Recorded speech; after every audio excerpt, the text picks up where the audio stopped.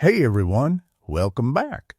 Whether you're here for the first time or you've settled in with us before, I'm really glad you're here.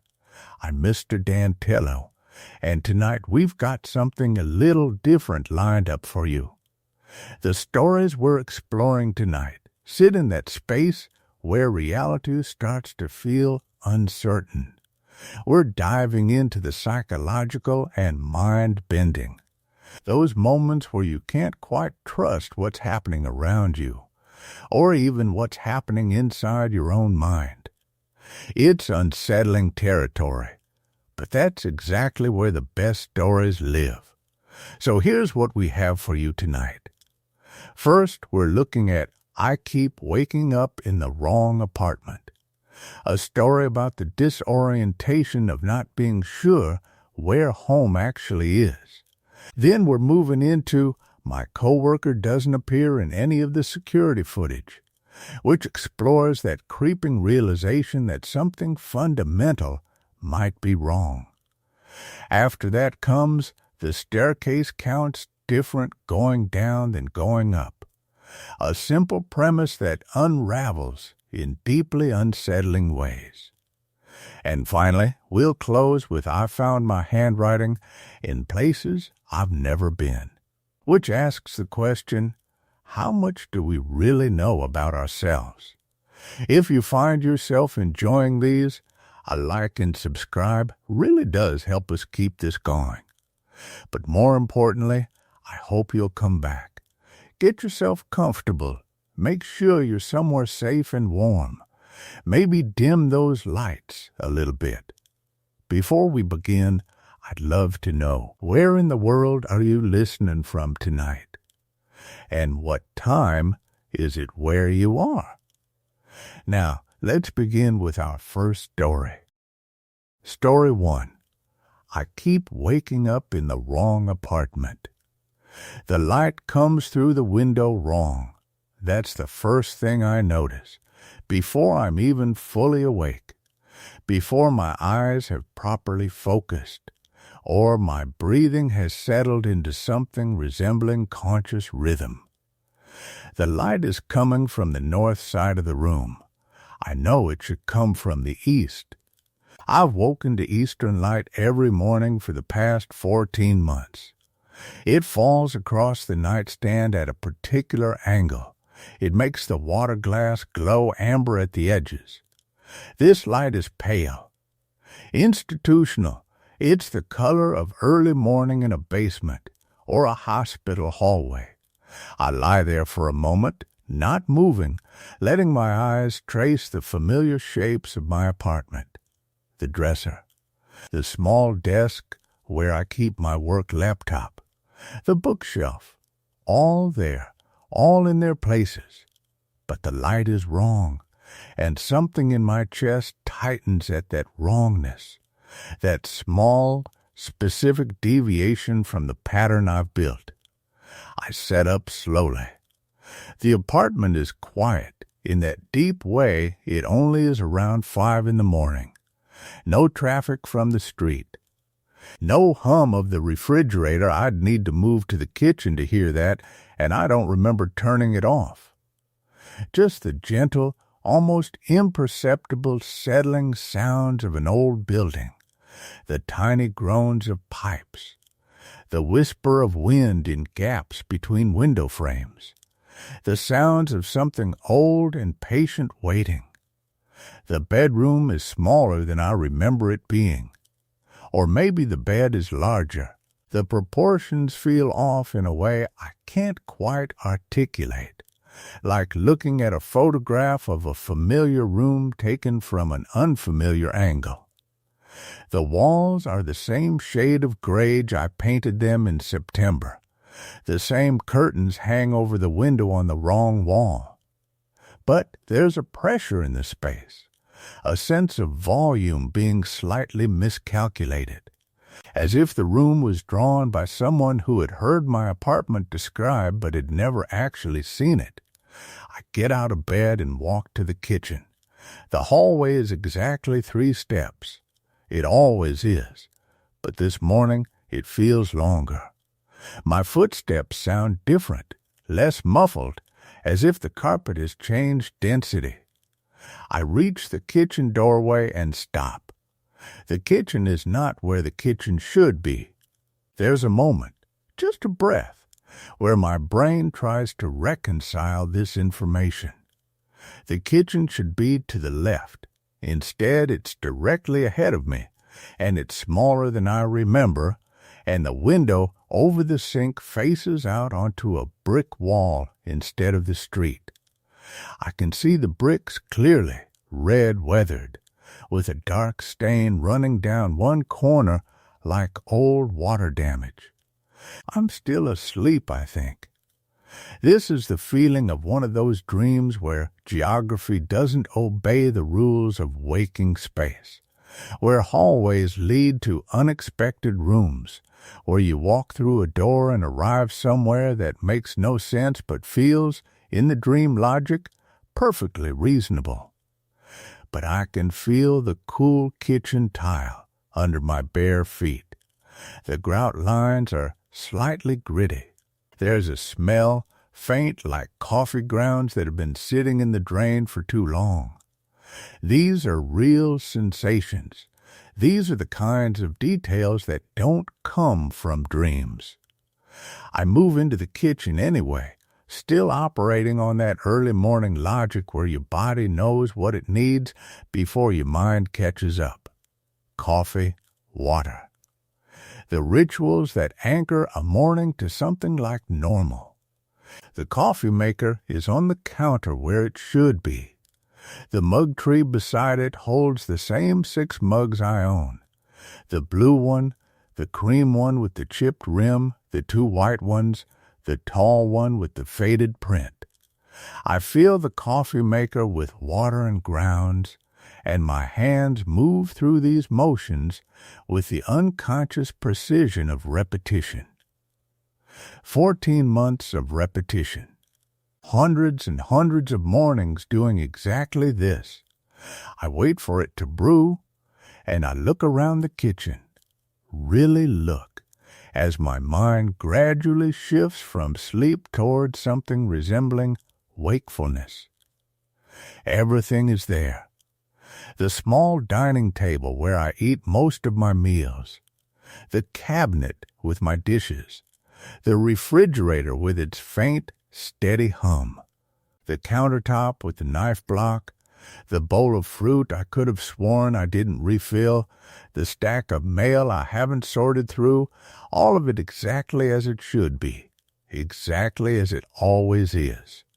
Except the window faces the wrong direction. And the kitchen is in the wrong place. And the walls seem to be a slightly different shade than they were yesterday. I pour my coffee and tell myself I'm tired. My eyes aren't properly focused yet. My sense of direction is still sleeping. I'd been meaning to rearrange things anyway.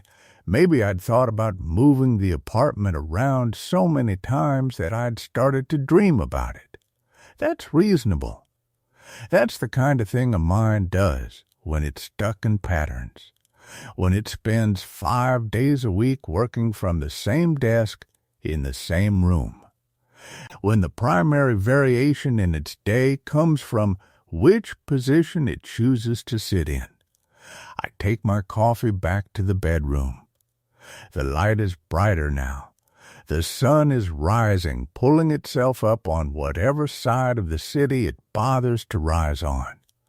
In the growing daylight, the bedroom looks more normal, more like itself.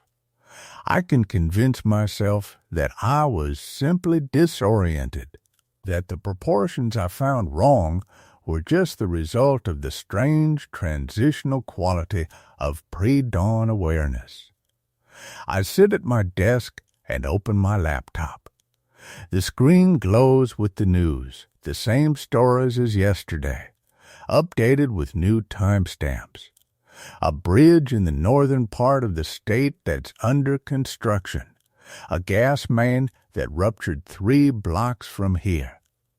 Somewhere in the neighborhood I can't see from any of my windows.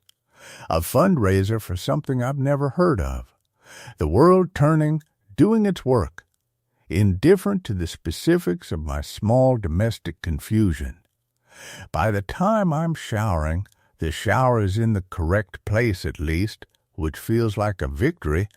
I've almost convinced myself that everything is fine, that I simply woke up weird. It happens. The mind is not a machine. It doesn't boot up into perfect functionality like a computer turning on. It wakes gradually, finding itself, reassembling the world piece by piece until it all makes sense again. But throughout the day, as I work through email and video calls and documents that need my attention, something small and precise in my chest refuses to settle. I keep thinking about that light coming through the window from the wrong direction. I keep thinking about the way the hallway felt longer than it should have been.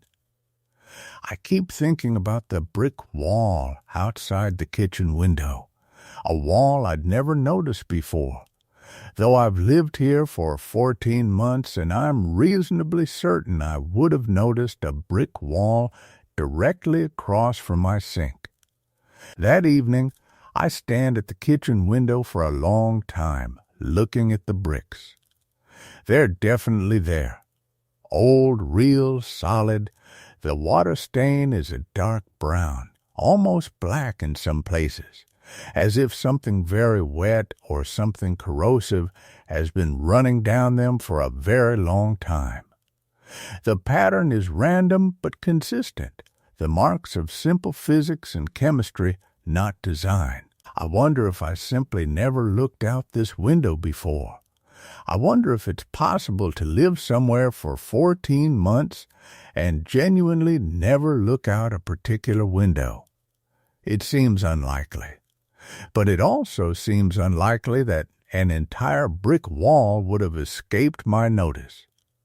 I put my coffee cup in the sink and go back to bed. The next morning, the light comes through the southern window. I know this immediately, the way you know something when you're still half asleep, the way you know the difference between hot and cold before you're conscious enough to think about temperature. The light is golden, warm, the color of afternoon stretched into morning. It's completely wrong. My apartment has one bedroom. My apartment has windows on the east wall and the north wall. The windows on the east wall face the street. The windows on the north wall face the fire escape. There is no southern window in my bedroom. There cannot be a southern window in my bedroom. I sit up very quickly. The room is rearranged, not dramatically, not in a way that would be noticeable if you simply glanced at it, but the bed is oriented differently. The dresser has shifted. The desk where I work is now on the opposite wall, and beside it, where the bookshelf used to be, there's instead a small side table with a lamp I don't remember owning. I stand up and walk to the window. The street below is not my street. I can see the building across from this one, but the architecture is wrong. The windows are in different places. The fire escape isn't there. Instead, there's a narrow courtyard with a small tree in it, the kind of tree that might have been planted 30 years ago and has since grown into a shape, twisted by its constraints. It's not a tree I've ever seen before. I press my hand against the glass. The window is real. Solid, cold outside, the sun is rising, and the light continues to pour in from the wrong direction. And somewhere in the building below me, someone is making coffee, and their day is beginning in the normal way that days begin, with the assumption that the world is stable and knowable and will be the same tomorrow as it was today. I spend the next hour documenting everything. I take my phone and photograph every corner of the apartment. I open my lease, which is sitting in the file cabinet where I keep all my important documents. The address is correct. The date is correct. My signature is there, from 14 months ago on the dotted line. The apartment I rented is 3B in the Madison Arms building on Ashland Avenue. This is that apartment. I am living in the right place. But nothing is the same as it was. The bedroom is smaller. The kitchen is in a different location. The hallway is longer. The windows face directions I'm still trying to map in my head. The living room. I walked through it several times, trying to remember what it was supposed to look like. The living room feels like it's been photographed, and then reassembled from the photograph by someone who had the basic shapes right, but had missed some essential proportion. By afternoon, I'm sitting on my couch, which is still where the couch should be, I think, or at least where a couch would reasonably be, and I'm looking at the photographs I took in the morning.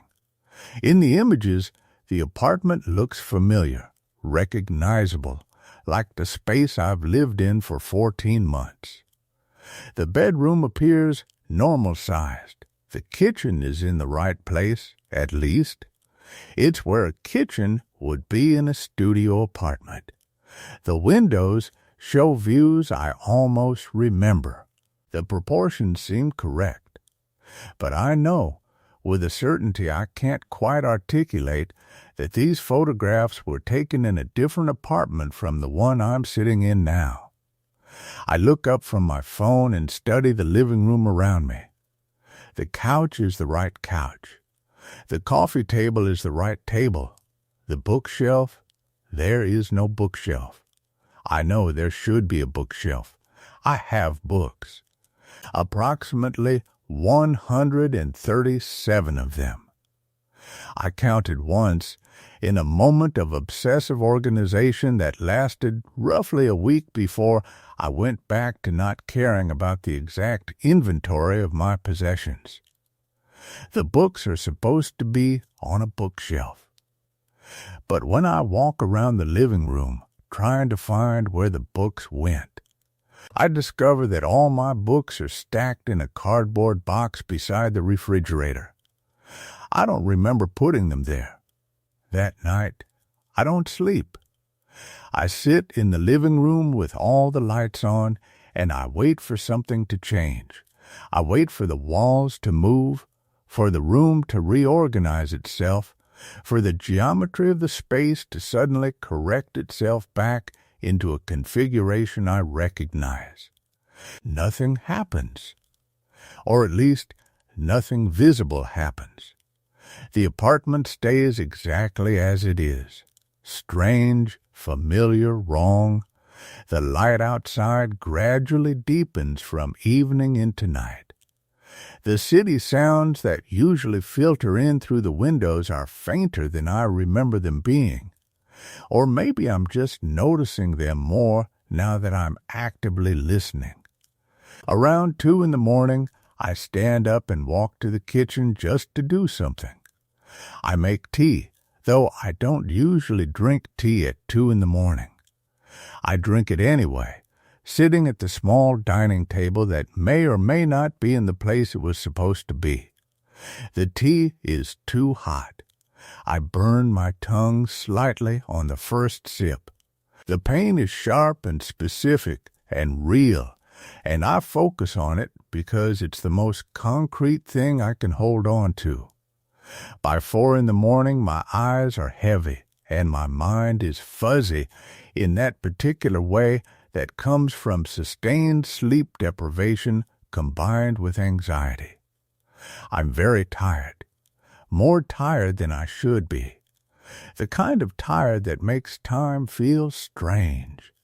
That makes it difficult to remember whether you did something an hour ago or yesterday. I go back to the bedroom at 4:30.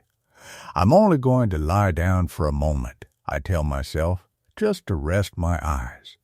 I won't actually sleep. The bedroom is different from the last time I was in it. The bed is moved again. The window now faces east, and I can see the street below, a street I recognize, with the bodega on the corner and the fire hydrant that's painted blue. The dresser is back where it started. The desk is by the window. The bookshelf is here, against the north wall, full of books, and I have absolutely no memory of bringing the books back from beside the refrigerator. I stand in the doorway for a long moment. Then I lie down on the bed, which is in the right place now, which is where the bed should be, and I close my eyes. I fall asleep before I can think about what's happening. When I wake up, it's 11 a.m., and I've lost 9 hours.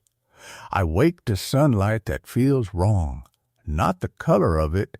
The color is fine. Normal November light. Pale and thin. It's the angle. The sun is coming through the east, facing window the way it should, spilling across the hardwood floor in that familiar golden gray way, and yet it feels too bright, too present, like it's not quite diffuse enough, not quite scattered the way morning light usually is. I lie there for several minutes without moving, staring at the dust motes suspended in the beam. They move with absolute stillness, no air currents disturbing them. The apartment is perfectly still.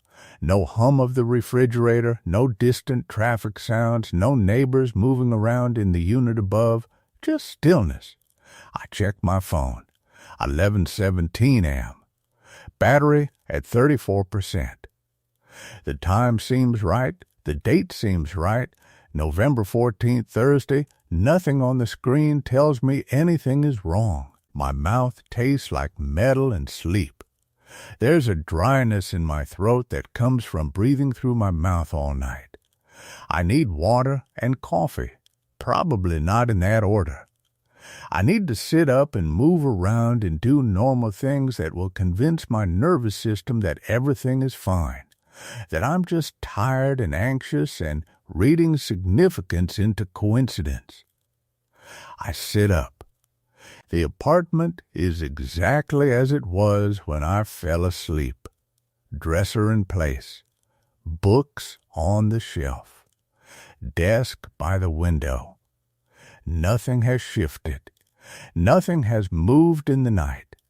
This should feel relieving. It doesn't. I shower in the bathroom that smells like the bathroom has always smelled, like the previous tenant's soap residue and hard water minerals, and something faintly chemical that I've never quite identified. The water pressure is weak, the same as always. I stand under the spray for longer than necessary, letting hot water run over my shoulders and neck, trying to unknot muscles that feel wound tight enough to snap. When I get out, I dry off and get dressed in clothes from the dresser. Jeans that fit, a sweater that smells like detergent. Everything is normal. Everything is mine.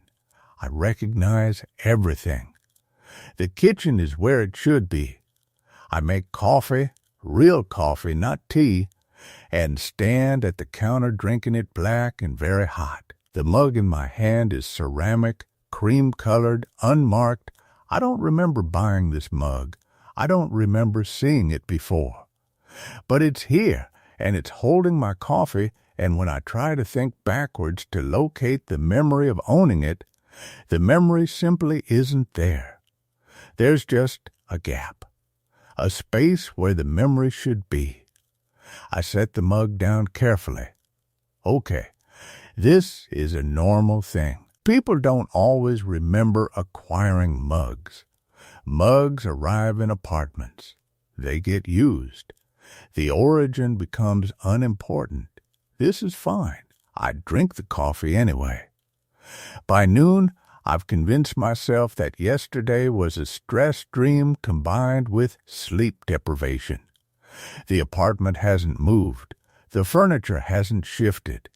What I experienced was a dissociative episode, the kind where exhaustion and anxiety make familiar spaces feel alien, where your brain starts playing tricks on you because it's too tired to function properly. The tea at 2 in the morning, the sensation of things being wrong, the detailed feeling that walls and windows had rearranged themselves, it was all just my tired mind struggling to make sense of ordinary stimuli. This is a reasonable explanation. This is something that happens to people. I spend the afternoon doing practical things. I do laundry. I wash dishes. I open the refrigerator and take inventory of what's inside. Yogurt that's still good. Vegetables that are starting to soften but not yet spoiled. 3 eggs, half a loaf of bread, several containers of leftovers that I don't remember making. The containers concern me slightly because I can't place them, can't remember cooking whatever is inside them. But then I think about how many small meals blur together when you live alone. How easy it is to forget whether you made something last week or 3 weeks ago. I close the refrigerator. The afternoon light moves across the apartment in the way light always does. I watch it travel from the living room into the hallway, lengthening and warming slightly before the sun dips low enough to require lamps. Everything is progression. Everything is normal temporal movement. At 6 p.m., I eat some of the leftover containers, something that might be lentil soup, something that might be roasted vegetables. They taste fine. They taste like food that was prepared competently and stored properly. I don't get sick. Nothing happens. At 8 p.m., I notice the hallway is longer than I remember it. This is the kind of thing that doesn't make sense, that I try to dismiss immediately. Hallways don't change length. They're fixed architectural features. The distance between the living room and the bedroom is what it is, probably about 15 feet, maybe 20. This is not a variable, but when I walk it, it feels longer. The bedroom door, which should be straightforward to reach after a few steps, seems to take more steps to reach. My footfalls echo slightly, which they didn't before. Or maybe they always did, and I'm only noticing now. When I turn around and walk back toward the living room, I'm not sure I've covered the same distance. I measure it with my phone step counter. Walk from bedroom door to living room archway. Count 23 steps. Walk back. Count 27 steps. This could be normal. I might not walk in a perfectly straight line. I might take smaller steps on the return journey without noticing. There's a reasonable explanation for this. There's always a reasonable explanation. But my hands have started shaking slightly, and I'm aware that the apartment feels different around me in a way that's very subtle, very difficult to articulate. Like it's shifted not in position, but in proportion. Like the space itself has changed its mind about how it should be organized. At 10 p.m., I look in the bathroom mirror. I look the same. Same face, same hair, same tired eyes that I've been looking at for 34 years.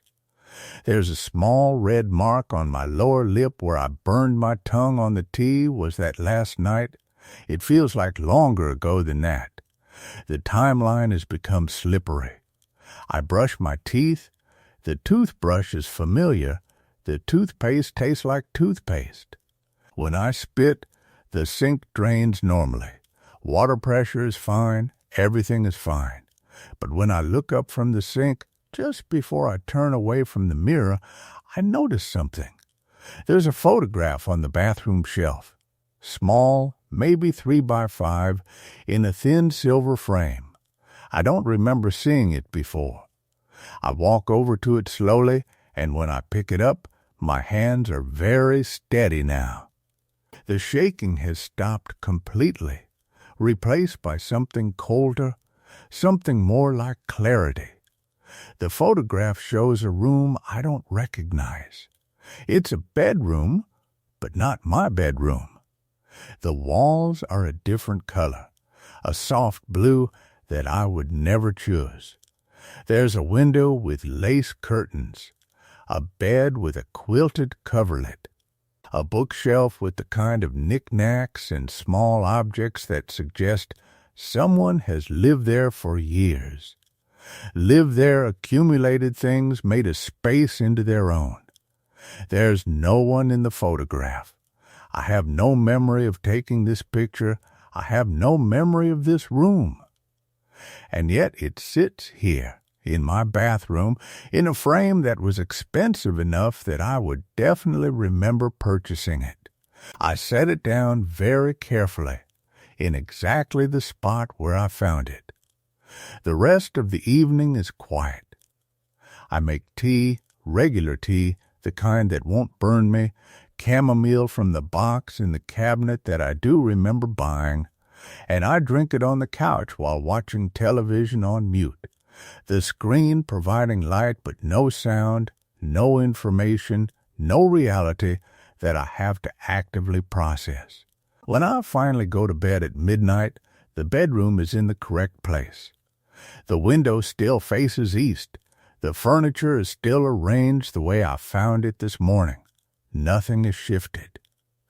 But I spend a long time lying awake, listening to the apartment around me, listening to the silence, listening for the sound of things moving when I'm not looking, of walls settling into new configurations, of the space itself breathing and changing and preparing itself for something. Eventually, exhaustion wins. I fall asleep. When I wake up on Friday morning, the view from my window has changed completely. The window that should face east now faces a street I don't recognize. I set up slowly, the way you might move in a house that isn't yours, careful not to make noise, not to disturb something. My heart isn't racing yet. It's something quieter than that. A steady, cold awareness that settles in my chest like I've swallowed something heavy. The bedroom is still mine. The furniture is still arranged the way I remember. But through the glass, the world has become foreign. The street below is residential, tree-lined, absolutely ordinary except for the fact that it isn't my street. The apartment building across the way is unfamiliar.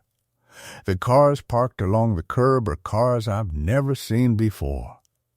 I get out of bed without thinking about it, moving on autopilot the way you do in those first moments after waking, before your conscious mind catches up. I walk to the window and press my palm against the glass. It's cool and smooth and exactly as solid as a window should be. This is not a dream. I'm already checking the other boxes. I can feel the temperature of the glass. I can taste the dryness in my mouth from sleeping. There's a specific ache in my lower back from the mattress. These are the texture details of waking life. The street below begins to populate with morning activity. A person in a dark coat walks past. A delivery truck pulls up to a building 3 doors down. An ordinary Friday morning in an ordinary neighborhood that belongs to a person who is not me. I turn away from the window and walk to the bedroom door. The apartment beyond is also mine. The hallway stretches in the correct direction. The living room is where it should be. The kitchen is adjacent to the dining area just as it's always been. But the light coming through all the windows now falls at angles that are subtly, definitely wrong. I go to the kitchen and make coffee. The machine is the same one I've owned for 3 years. The beans are in the same cabinet. The ritual is so familiar that I can perform it almost without thinking. And maybe that's the point. Maybe if I do something normal enough times in a row, the world will remember that it's supposed to be normal around me. But the coffee tastes like it was made in someone else's kitchen. Not because the taste is different, because it's too perfect, too much the way I actually like it, which makes it feel rehearsed. Like something or someone has memorized my preferences. I put the cup down on the counter and don't pick it up again. The apartment feels crowded this morning, even though I'm alone. Not crowded with presence, there's no sound, no evidence of another person. But crowded with attention. Like the space itself is watching me, learning me, making careful notes about how I move through it. I walk to the living room and stand in the center, and I realize I'm holding my breath. My phone is on the coffee table. I haven't checked it since Thursday afternoon.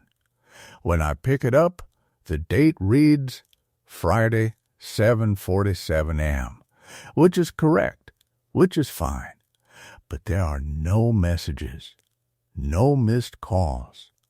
The email app shows no new messages.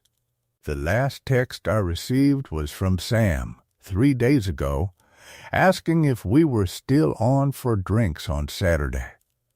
I should respond to that. I should do something normal. But when I try to compose a message, I realize I can't remember what I was doing on Wednesday. Not in detail. The day has become a vague outline. I went to work, I came home, I did something in the evening, but the specifics have been erased like a drawing rubbed away by a careless hand. I scroll through my message history with Sam. Our conversations are there, dating back months.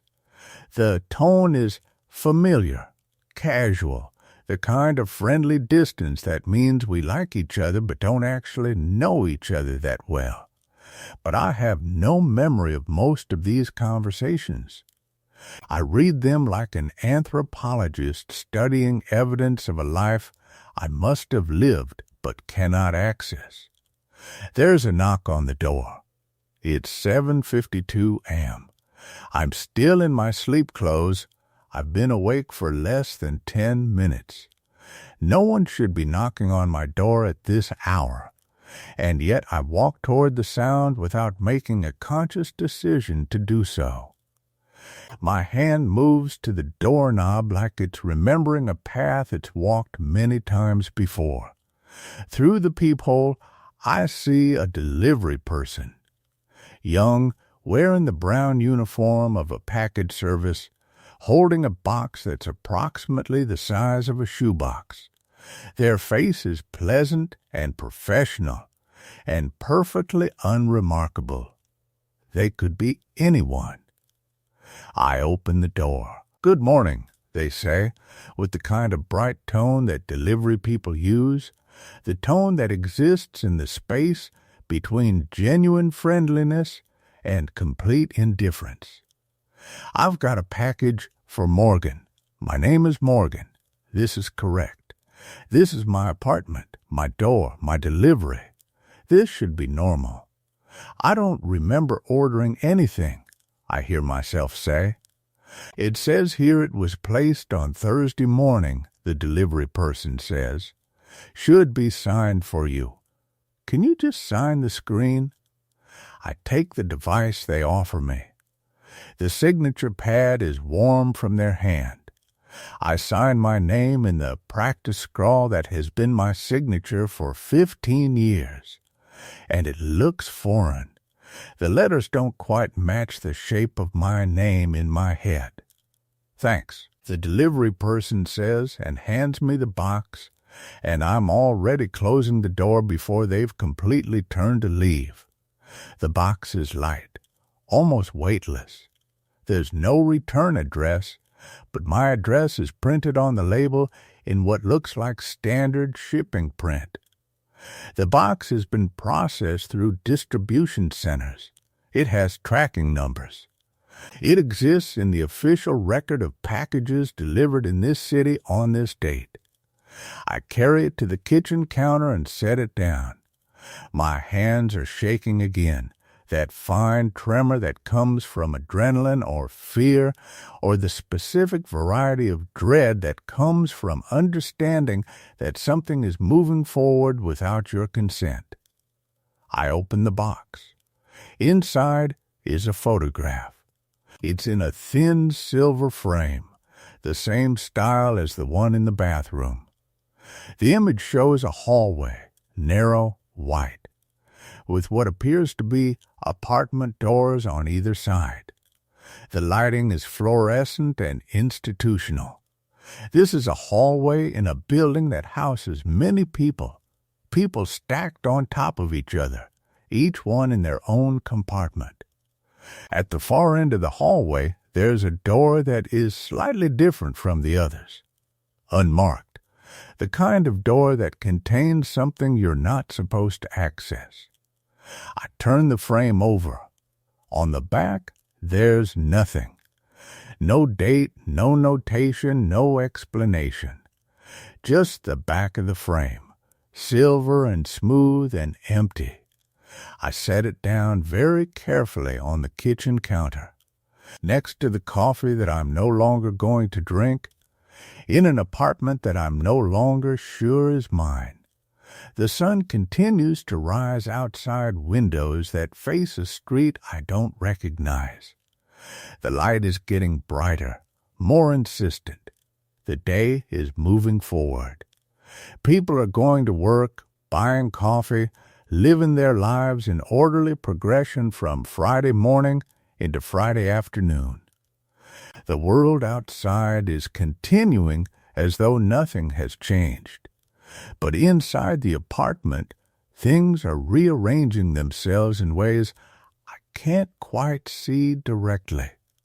I can only feel it happening, the way you feel a shift in barometric pressure before a storm arrives. The walls are remembering different angles. The rooms are adjusting their dimensions. The apartment is becoming less like a space I live in and more like a space that is learning how to contain me. I walk to the bathroom and look in the mirror again. My face is still the same, still mine. But there's something different in the eyes. Something that looks like recognition, like I'm finally starting to understand something that has been obvious all along.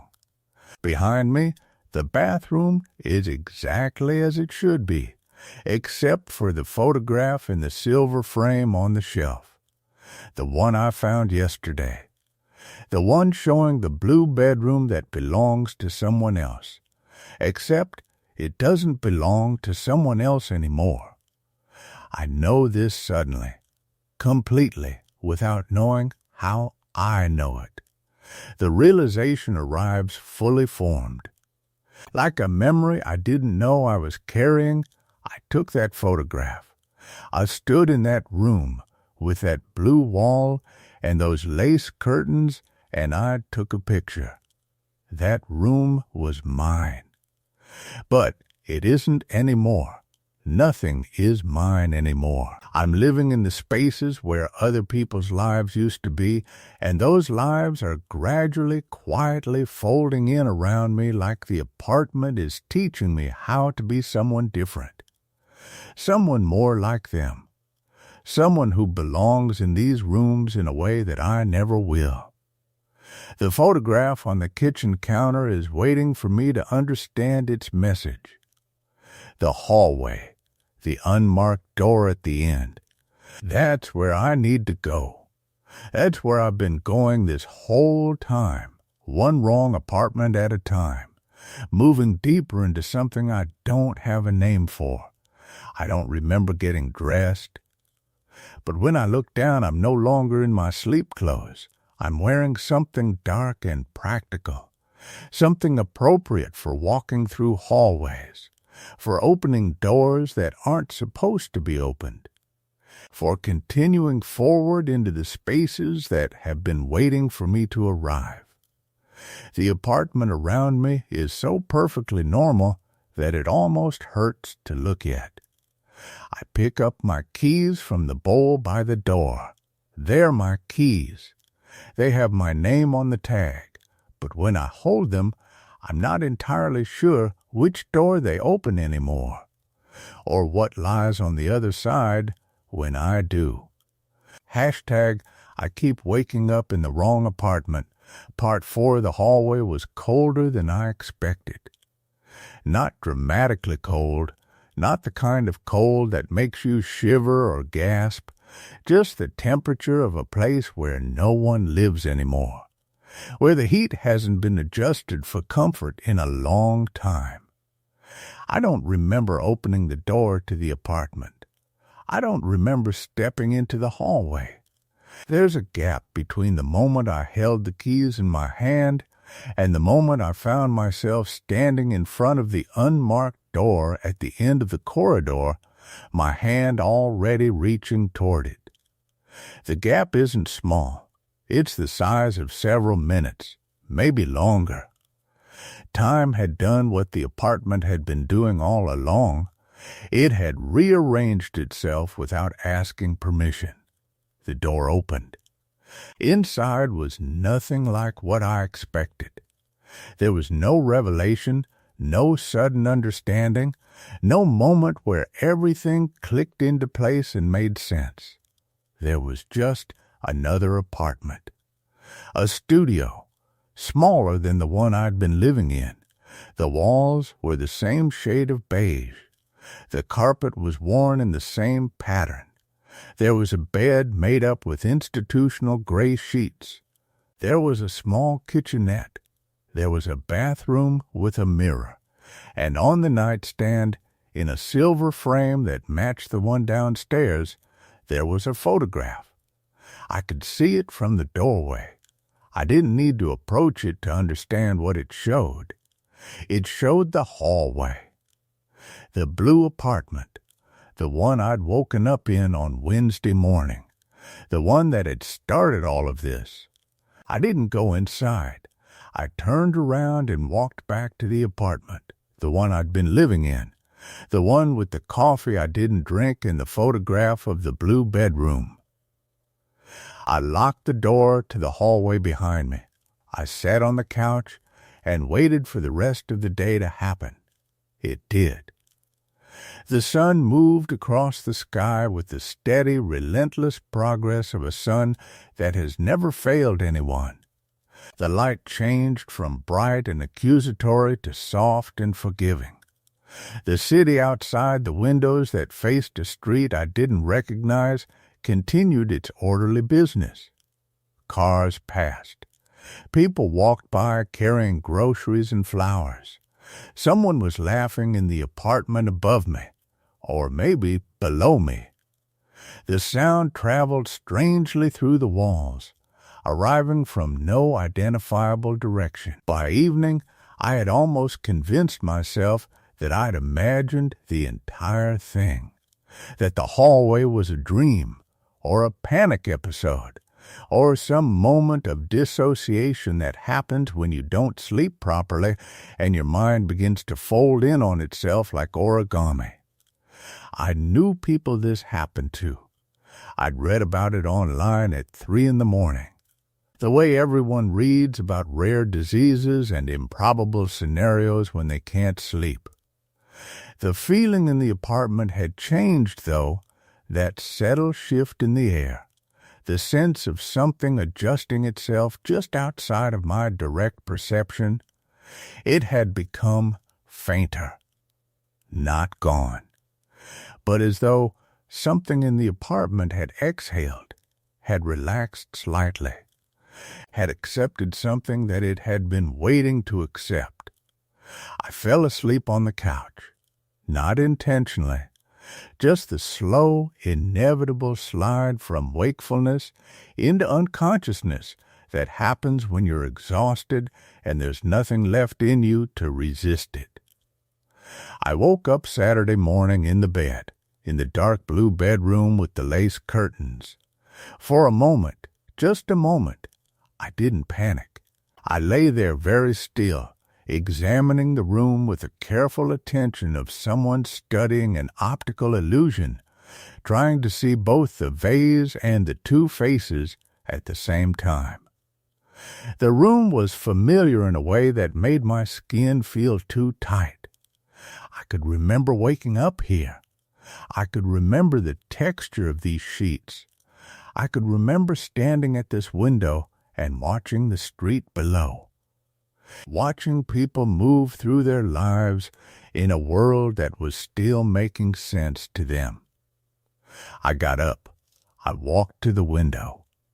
Outside was a street I didn't recognize, but this time I saw people, real people, a woman walking a dog, two people arguing about directions, a delivery truck making stops. The world was still functioning. The world didn't know that I had stepped outside the normal progression of things, that I had walked through a hallway that shouldn't have existed and found a door that had been waiting for me. I checked my phone. 12 missed calls, 17 text messages, all from Jordan.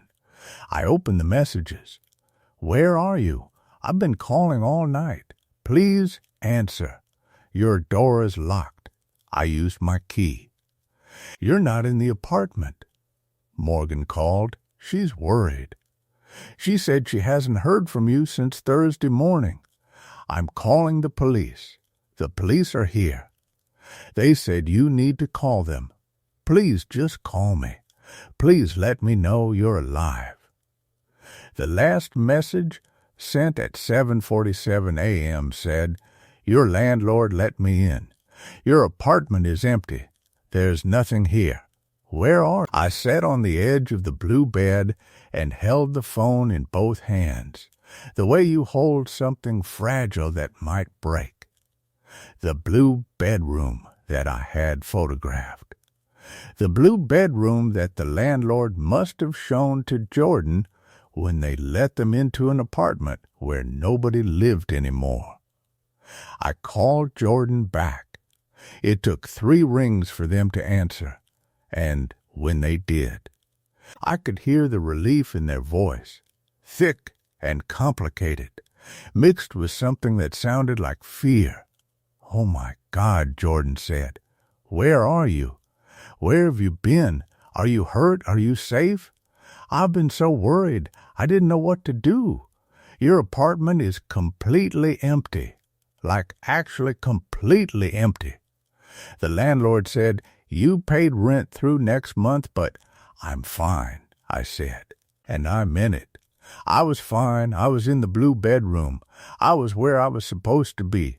I'm sorry. I needed some time away. I needed to figure some things out.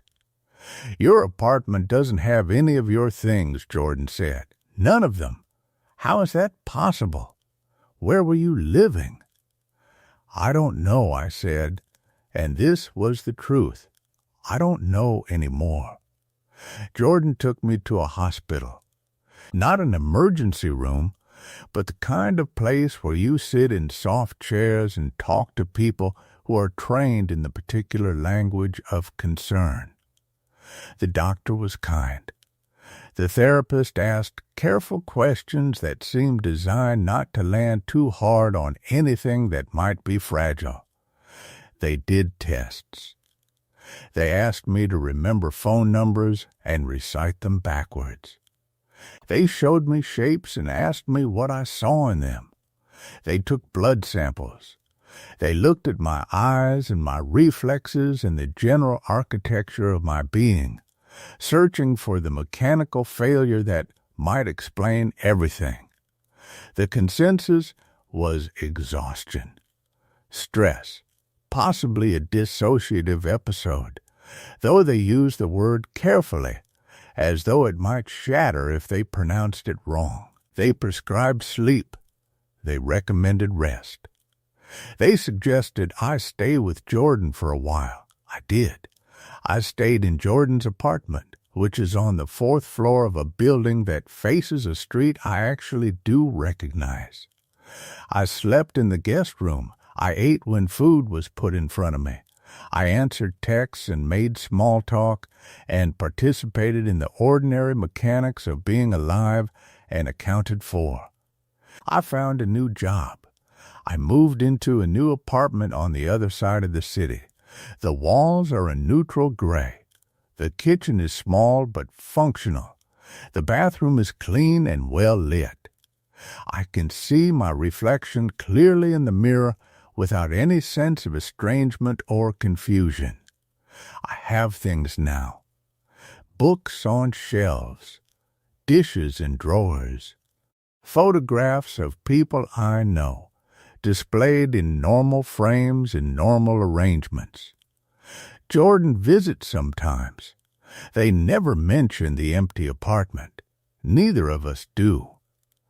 But I see them looking at my walls, at my windows, at the carefully ordinary spaces I've assembled.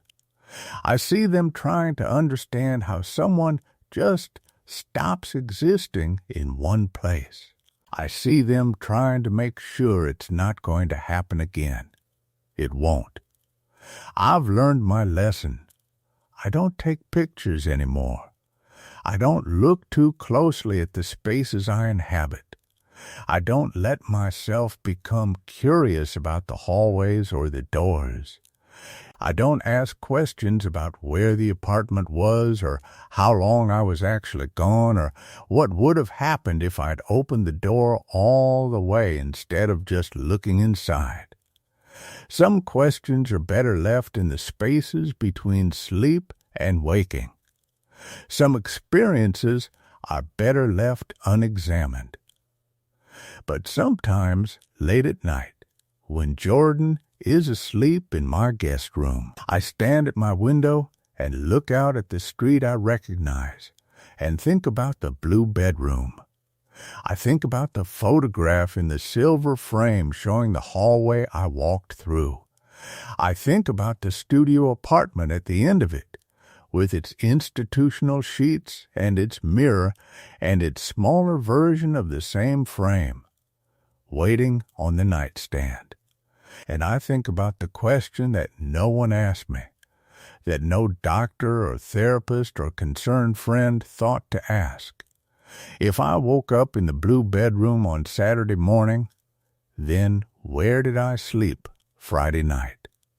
If the apartment I'd been living in was empty when Jordan found it, then what had I been walking through all those days? What hallways did I traverse? How many doors did I pass?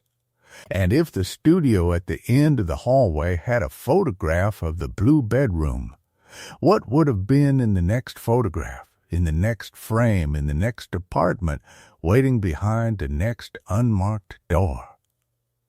I have a new picture frame in my apartment. It's silver, and it's beautiful, and I found it at a thrift store 2 weeks ago. I haven't put anything in it yet. I don't know what I would put in it. But it sits on my nightstand, empty and waiting. And some nights I wake up and catch myself staring at it in the darkness, wondering if perhaps the frame is waiting for its own photograph, wondering if perhaps I've been on the other side of one this whole time, trapped in someone else's memory, watching through someone else's lens, wondering if, somewhere in this city, in some apartment I don't remember living in, there's a hallway with my name on a door that someone, somewhere, is about to open. Story 2.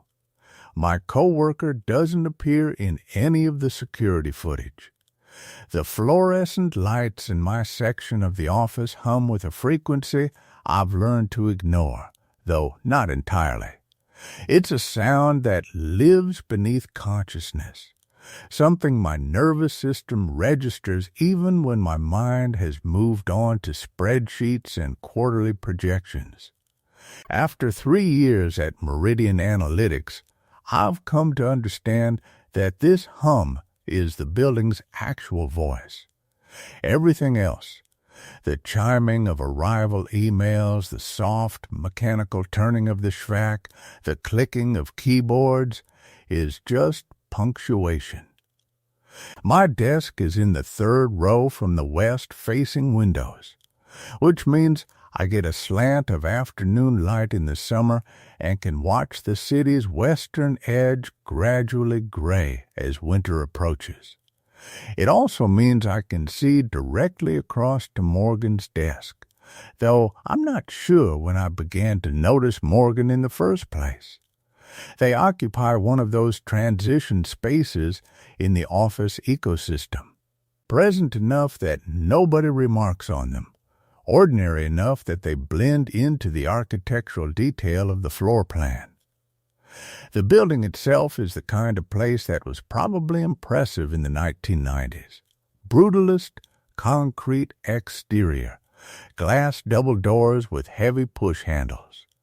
A security desk in the lobby where Derek or sometimes Patricia sits behind a monitor bank and a clipboard. The interior is all muted grays and beiges, with that particular acoustic drop-ceiling tile that seems designed to muffle hope.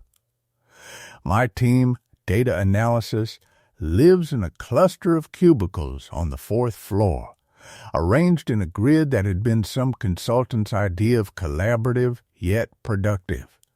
In reality, it meant we could all see each other's monitors if we wanted to look, and we rarely wanted to. I'm not someone who makes a habit of noticing people. That's not a character flaw I'm working through. It's simply how I'm wired. I move through spaces, complete tasks, acknowledge the existence of others in the way that office life requires, the small nod at the coffee machine, the generic greeting in the elevator, the professional distance that allows everyone to pretend they're not slowly calcifying in beige cubicle walls. My job involves pattern recognition, but I apply it to data streams, not to my coworkers. Their lives are their own landscape. I map spreadsheets. But you begin to notice certain things about a place if you spend enough time in it. You notice that the bathroom on the 4th floor's east side is always colder than the others. You notice that the vending machine outside the break room takes longer to dispense sodas on Tuesdays. You notice the faces that come and go, the ones that appear in the security camera feeds in the lobby, the ones you see in the parking garage at 5 p.m. bundled in coats, moving toward their cars with the practiced indifference of people counting down hours until freedom. Morgan was in the building.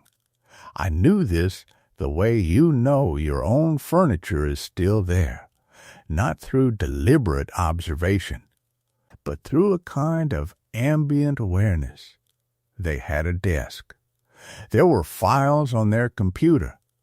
I could see their monitor from where I sat, the blue glow of it, sometimes reflecting the back of their head when they leaned forward. They participated in team meetings, though they rarely spoke. Their emails arrived in my inbox with the same frequency and formatting as everyone else's. The fact that I couldn't precisely say what Morgan looked like, what their hair color was, whether their eyes were blue or brown, how tall they were, seemed like nothing worth questioning.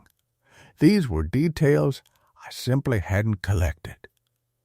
The first real moment of strangeness, the first time it crystallized into something I couldn't immediately dismiss, happened on a Thursday in early October. I'd been working on a project related to client retention metrics, the kind of analysis that requires absolute focus and no distractions. I'd been in that focused state for hours, the one where time becomes liquid and your awareness narrows to just the numbers, the calculations, the cool geometry of the spreadsheet. When I finally surfaced, blinking in the artificial light, I noticed the building had that particular quiet that meant most people had already left. The hum of the fluorescent seemed louder without the soft underchoir of human activity. It was almost 7 p.m. My eyes felt dry. I did what I always did at the end of these focus sessions. I pushed back from my desk, stretched, and took a visual inventory of the office around me. Most of the cubicles were dark, their monitors in sleep mode. But across the row, in Morgan's cubicle, the light was still on. I didn't think anything of it initially. People worked late. I worked late. The building was open until 9 p.m. on weekdays, and the cleaning crew didn't arrive until after that, so it wasn't unusual to see lights on as people finished their tasks. But as I gathered my things, laptop, the notebook where I write ideas that don't fit in the digital world, my phone, I found myself watching Morgan's desk.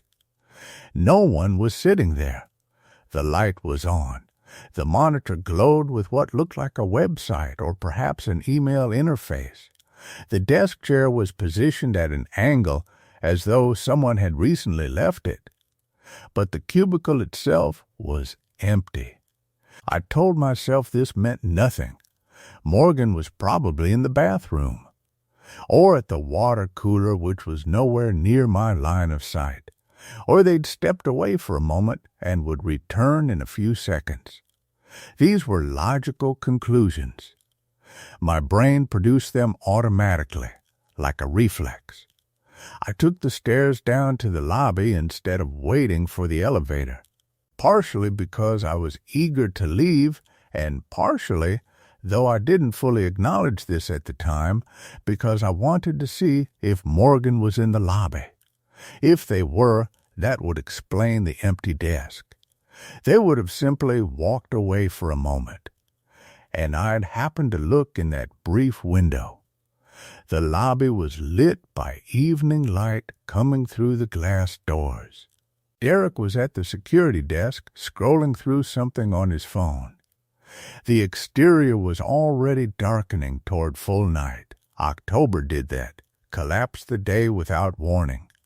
I passed through the doors, feeling the cooler air of the parking garage rise to meet me as I descended the interior stairwell. I didn't see Morgan in the garage, but I told myself I wouldn't necessarily see them. The garage was large, with multiple exits, multiple levels. If Morgan parked on a different level than I did, I would have no reason to encounter them. The drive home took 20 minutes. I lived in an apartment about 4 miles from the office, in one of those new complexes that had sprouted along the eastern edge of the city. The kind of place that looked the same in every season because it was mostly glass and steel with no mature plantings. I'd chosen it primarily for convenience and because the lease terms were reasonable. I was not a person with strong feelings about where I lived. By the time I got home, the moment had already begun to recede. I'd worked late, I'd seen an empty cubicle, I'd left. These were small, disconnected events. There was no thread connecting them that required investigation or concern. I made dinner. Something simple. Some protein and vegetables I'd bought and largely forgotten about, and I sat on my couch and looked at my phone for a while, which is mostly what I do in the evenings. It was only the next morning, Friday, when I arrived at the office and went through the ritual of making coffee in the break room, that something else surfaced.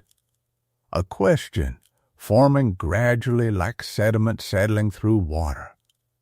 I'd been thinking about the previous night, not consciously, but in that background way where your brain keeps processing information you've already decided wasn't important. And I realized I couldn't clearly picture Morgan leaving the building. This wasn't a novel thing. I couldn't picture Morgan doing much of anything clearly. But the previous night had created a new context. I'd been present in the office when Morgan was also present, supposedly, but I'd only verified this through the existence of their lit desk. I hadn't actually seen Morgan. When had I last actually seen Morgan? The coffee machine finished dispensing, and I was left holding the cup, staring at the break room's small window that looked out onto the hallway. The fluorescent lights reflected off the glass, creating a double image. The room and the hallway superimposed and slightly out of alignment with each other. I couldn't remember. This fact should not have been strange. I worked in an office with dozens of people. I couldn't remember clearly seeing most of them. My coworker in accounting, Alex, I could picture them, but only vaguely, more as an abstraction than as a specific person. Jordan from HR, same thing. But they'd all been present at the all-hands meeting 2 weeks ago. I'd seen them in that context, all together, undeniable. Morgan, I realized, had not been at the all-hands meeting. I returned to my desk and pulled up the calendar. The meeting had been 2 weeks ago, a Wednesday afternoon. An hour-long presentation about fiscal changes and new benefit structures. I attended. I remembered the room where we'd gathered. The long conference table with the uncomfortable chairs, the way the presenter, someone from the executive level, had used phrases like moving forward and synergistic potential. I opened my email and searched for the meeting invitation. The attendee list showed 37 people invited. I scrolled through the list slowly, reading each name. Morgan's name was not there. This could mean several things. Morgan could have been out that day, sick, or on planned leave. The invite could have been sent to the wrong distribution list. Morgan's calendar might have conflicted. Any of these seemed reasonable. But I opened my email again and searched the meeting minutes, which the presenter had sent out with the usual corporate template. The minutes included a photo of the meeting room taken from the back. I enlarged it, looking at the table, the people sitting around it. I counted 35 people in the image, 2 short of the 37 invited. I had no clear idea whether Morgan would have been in that photo or not. The rest of Friday passed in that particular way that Fridays do, a kind of countdown rhythm. Everyone's attention gradually shifting toward evening and then toward the weekend. I worked on my metrics project, attended a brief check-in call with my team lead, and didn't think about Morgan specifically. But I was aware of them in a new way now. The way you become aware of something once you've named it as a question. Over the weekend, I couldn't fully let the question rest. Not because I'm a naturally curious person, I'm not, but because once a pattern has been identified, the mind continues to track it even without conscious direction. I found myself thinking about Morgan in idle moments. Their desk, the way they never seemed to eat lunch in the break room, the fact that I had no phone number for them, no idea whether they lived close to the office or far from it, no sense of how long they'd been working at Meridian or what their position actually was. By Monday morning, I'd decided something. Not a plan exactly, but a small intention. I would pay attention, not obsessively and not in any way that I intended to act on. Simply, I would notice. The office was in its Monday rhythm, the slightly slower start. People gradually arriving with coffee and the kind of resigned energy that the beginning of the work week generates. I went to my desk and logged in. The building around me hummed with its mechanical murmur.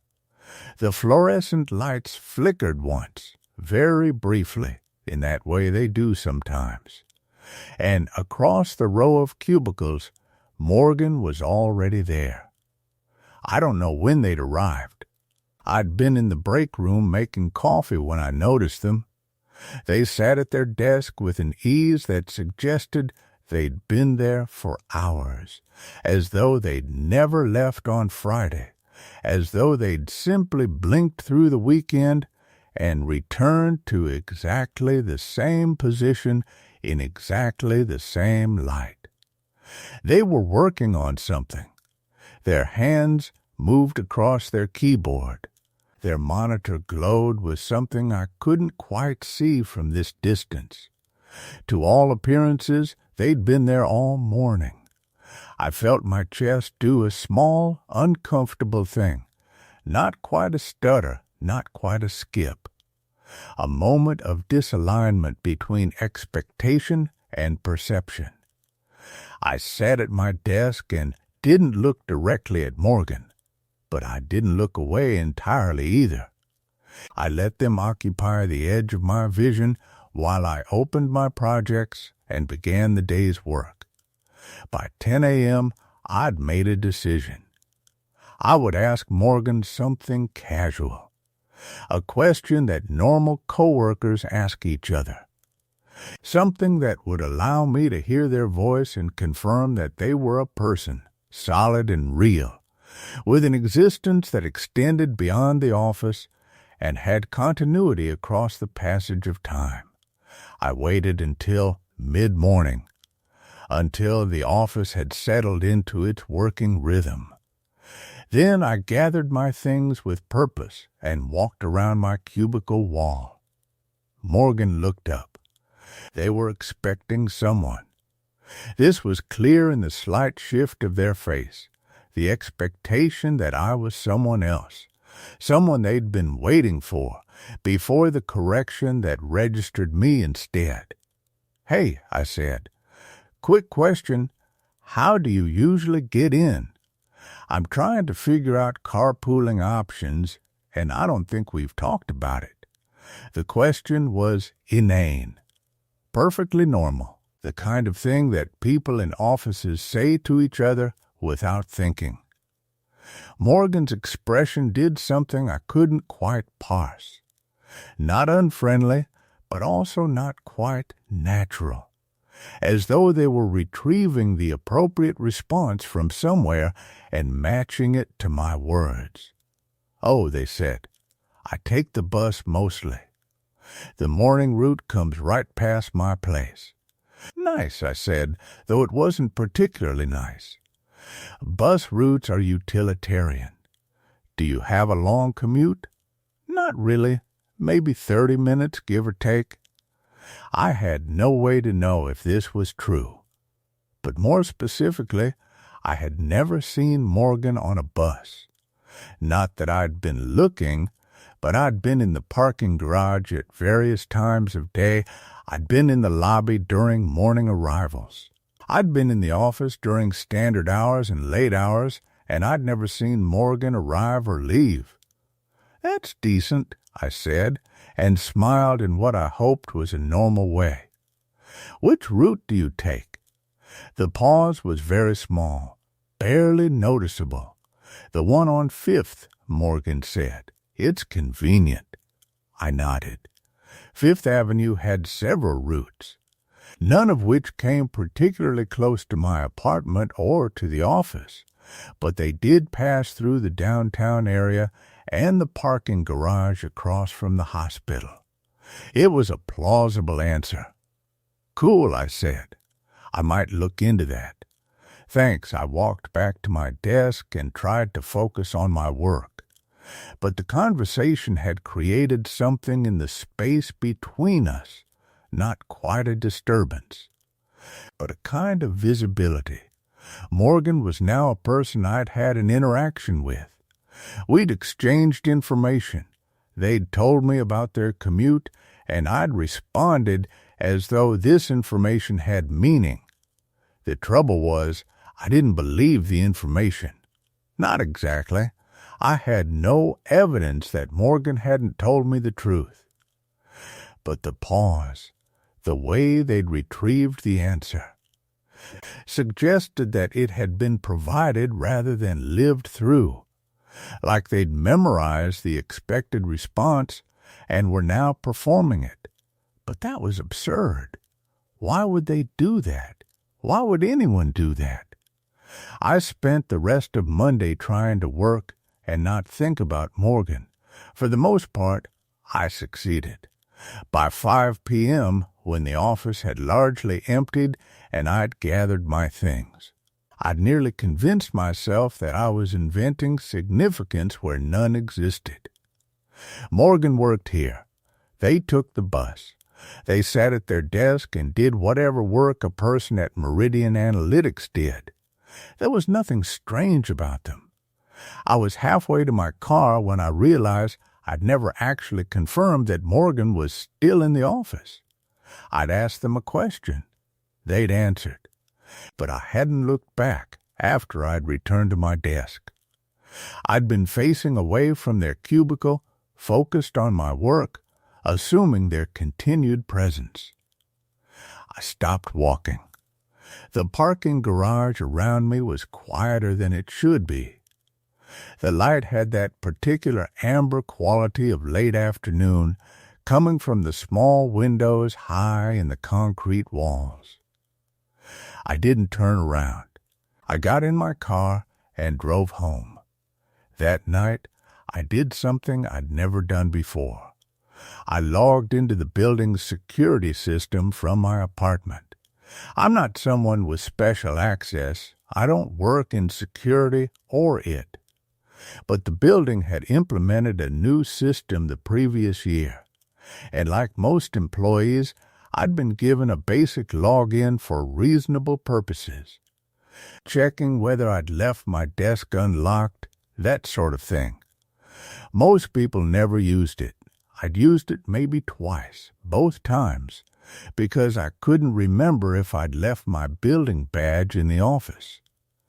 The interface was straightforward. A map of the building's different areas, with timestamp controls and an option to select specific camera feeds. The system kept footage for 30 days, rolling over after that. I opened the camera feed for the 4th floor, where my section of the office was located, and I set it for the previous day, Friday, the day I'd seen Morgan's empty desk and the lit monitor. I watched the timestamp in the upper corner of the screen. 8:15 a.m. The office was already populated with early arrivals. I could see several people at their desks. I couldn't clearly see the faces. The resolution wasn't meant for that level of detail, but I could see movement, shapes, the general presence of bodies in space. I fast-forwarded through the morning. 10:00 a.m. people at desks. The break room in use. Hallway activity. I continued forward, moving through the day in accelerated time. Lunch hour around noon, several people getting up, leaving the office, some departing the floor entirely. 2 p.m. afternoon rhythm. People at their desks. Some movement, but less than morning. 4 p.m. Fewer people now. Some departures. 5 p.m. I fast-forwarded through 5:00 p.m. and into the early evening. The office was nearly empty now. I could see 3 figures still at desks, people who worked late or had personal reasons to linger. The timestamps moved forward, 5:30, 6:00, 6:30. One by one, the remaining figures gathered their things and left. By 7 p.m., the fourth floor was empty. I scrolled back. I wanted to see Morgan arrive. I rewound to 8 a.m., then earlier, 7:30 a.m. The office was empty except for the cleaning crew, who typically finished before the first employees arrived. I watched them move through the space with the patient, methodical motions of people performing routine work. They left around 7:50 a.m. Then I waited, watching the timestamp advance frame by frame. 7:51, 7:52. People began arriving, the earliest shift, the ones who came in before 8:00. I recognized some of them by their gait, their posture, the way they moved through familiar space. I watched for Morgan. I watched carefully, trying not to miss the moment of arrival, but I couldn't find it. I watched the whole morning. I watched people I knew, Alex from 3 desks over, Sam from accounting, the new hire whose name I could never quite remember. I saw them arrive, settle in, begin their work. But the figure I was looking for never appeared. I rewound and watched again. Same result. The morning passed on the screen without Morgan. The desk that should have had someone sitting at it remained empty. Except it wasn't quite empty. There was a shape there. I could see it now that I was looking more carefully. A dark form, roughly chair-sized, in the position where Morgan should have been. But no figure sitting at the desk. No person. Just the chair and the desk and the peripheral objects of a workspace. I thought then that perhaps Morgan had called in sick. Or taken a personal day. The empty desk made sense if no one was supposed to be there. But why had I seen Morgan's monitor lit? Why had I felt that presence in the hallway? I closed the laptop. My apartment was dark around me. I'd been so focused on the screen that I hadn't noticed the sun finishing its descent. The room felt smaller than it usually did. The walls closer in the peripheral darkness, beyond my desk lamp's reach. I didn't sleep well that night. I kept thinking about the camera feed, the empty space where a person should have been. When I did sleep, I had dreams of office hallways that extended too far in one direction, of desks arranged in patterns that didn't quite match the actual layout of the building. The next morning was Monday. I went to work as usual. I said nothing to anyone. Morgan's desk was still empty. This time, though, I approached it. I told myself I was just checking in, being a concerned colleague. The desk was exactly as I'd seen it on Friday, monitor dark, chair empty, the small personal items arranged with the precision of someone who wasn't coming back soon. A coffee mug, half full. The coffee inside had developed that film that forms when liquid sits untouched for days. A thin, dull surface that meant this mug had been sitting here since at least Friday afternoon. I picked it up carefully. The liquid inside moved sluggishly. It was cold, but not cold in the way cold coffee usually is. It felt suspended, somehow, preserved. You okay? I turned. Alex was standing a few feet away, watching me with the careful expression people use when they think you might be doing something strange. I was just wondering where Morgan went, I said.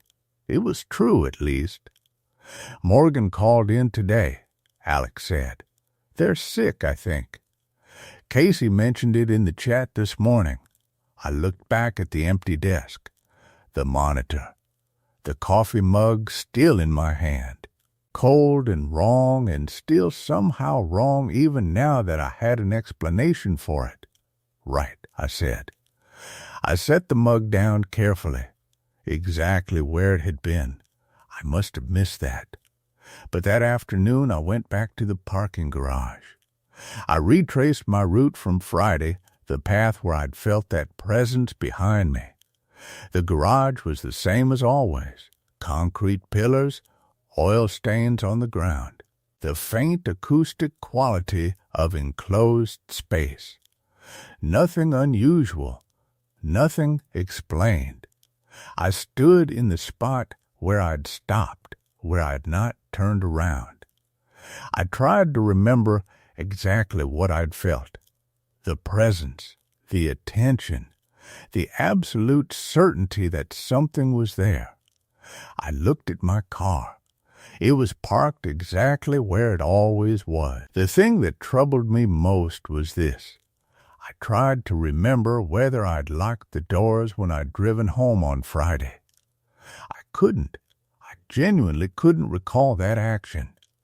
I remembered getting in the car. I remembered driving. But the moment of locking the doors, the physical action, the sound, the feeling of pressing the button, that part was absent from my memory.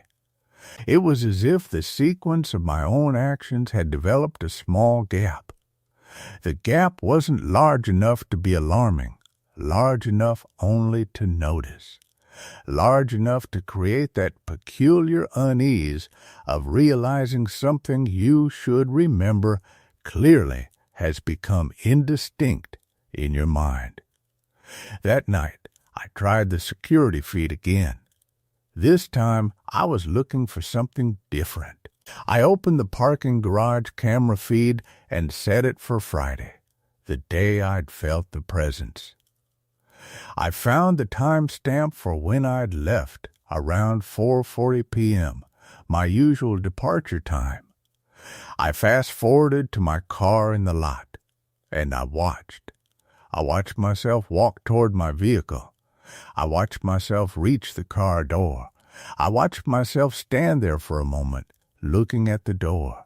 And then I watched myself get in the car and drive away. What I watched for, the presence behind me, the figure, the form, never appeared on the camera. The footage showed the parking garage, my car, my own shape moving through the space. But nothing else, nothing following. Nothing standing in the shadows where my peripheral sense had been so certain something was there. The parking garage was empty, except for me. I watched the footage 3 more times. Same result. My car, my figure, my departure. No other presence. No explanation for the feeling I'd carried with me, that absolute certainty of being watched or followed. The 4th time I watched, I noticed something else. Something small. After I drove away, the camera feed continued. The parking garage was empty, as it should be. But there was a moment, just a frame or two, difficult to catch unless you were watching carefully, where the shadows near the far concrete pillar seemed to deepen, to shift, to settle into a configuration that hadn't been there before, the way a room's shadows change when the light changes, or when something moves between the light and the surface it casts upon. The moment passed. The shadows returned to their ordinary state. The garage looked normal again. Empty, ordinary, but that small, impossible deepening of shadow, I couldn't stop thinking about it. I rewound the footage again. I tried to catch it precisely. The timestamp read 4:41 p.m. And there it was again, that subtle shift, that impossibility, lasting less than a second. Then gone. I closed the laptop slowly. My hands felt unsteady. I realized I'd been holding my breath. Outside my window, the city night continued. Cars moved through the streets below. Lights came on in distant buildings. Everything was proceeding as it always did, following the rules it had always followed. The world was operating within its parameters. The world was normal. But something had shifted in my understanding of it. Something had moved, and I couldn't unsee the space where it had been. The pattern started accelerating on Wednesday. I'd stopped trying to convince myself they were coincidences. That word had lost its meaning. Coincidence is what you call it when small, separate things align by chance. But chance requires a limit. It requires that the odds eventually refuse you. After a certain point, pattern becomes something else entirely. It becomes intent, or evidence of a rule you don't yet understand. Morgan worked in marketing on the 3rd floor. We had a standing lunch together most weeks, nothing deep, just a way to break up the afternoon. We'd walk to the deli 3 blocks south, order the same sandwiches, talk about clients and deadlines. Ordinary rhythm. The kind of small regularity that anchors a week. On Tuesday, Morgan had mentioned an afternoon meeting with a new client. A pitch. Something they were excited about. They'd asked if I wanted to grab coffee after, around 4 o'clock, to decompress. I'd said yes. 4 o'clock came. I walked down to the break room on the 3rd floor. Morgan wasn't there. I checked their desk. Empty. I assumed the meeting had run long. This happened sometimes. So I went back to my floor, settled in, and didn't think much of it until Thursday morning when I realized Morgan hadn't come back that day, hadn't responded to messages, hadn't clocked in on Wednesday. I checked the shared calendar. The meeting was marked as scheduled.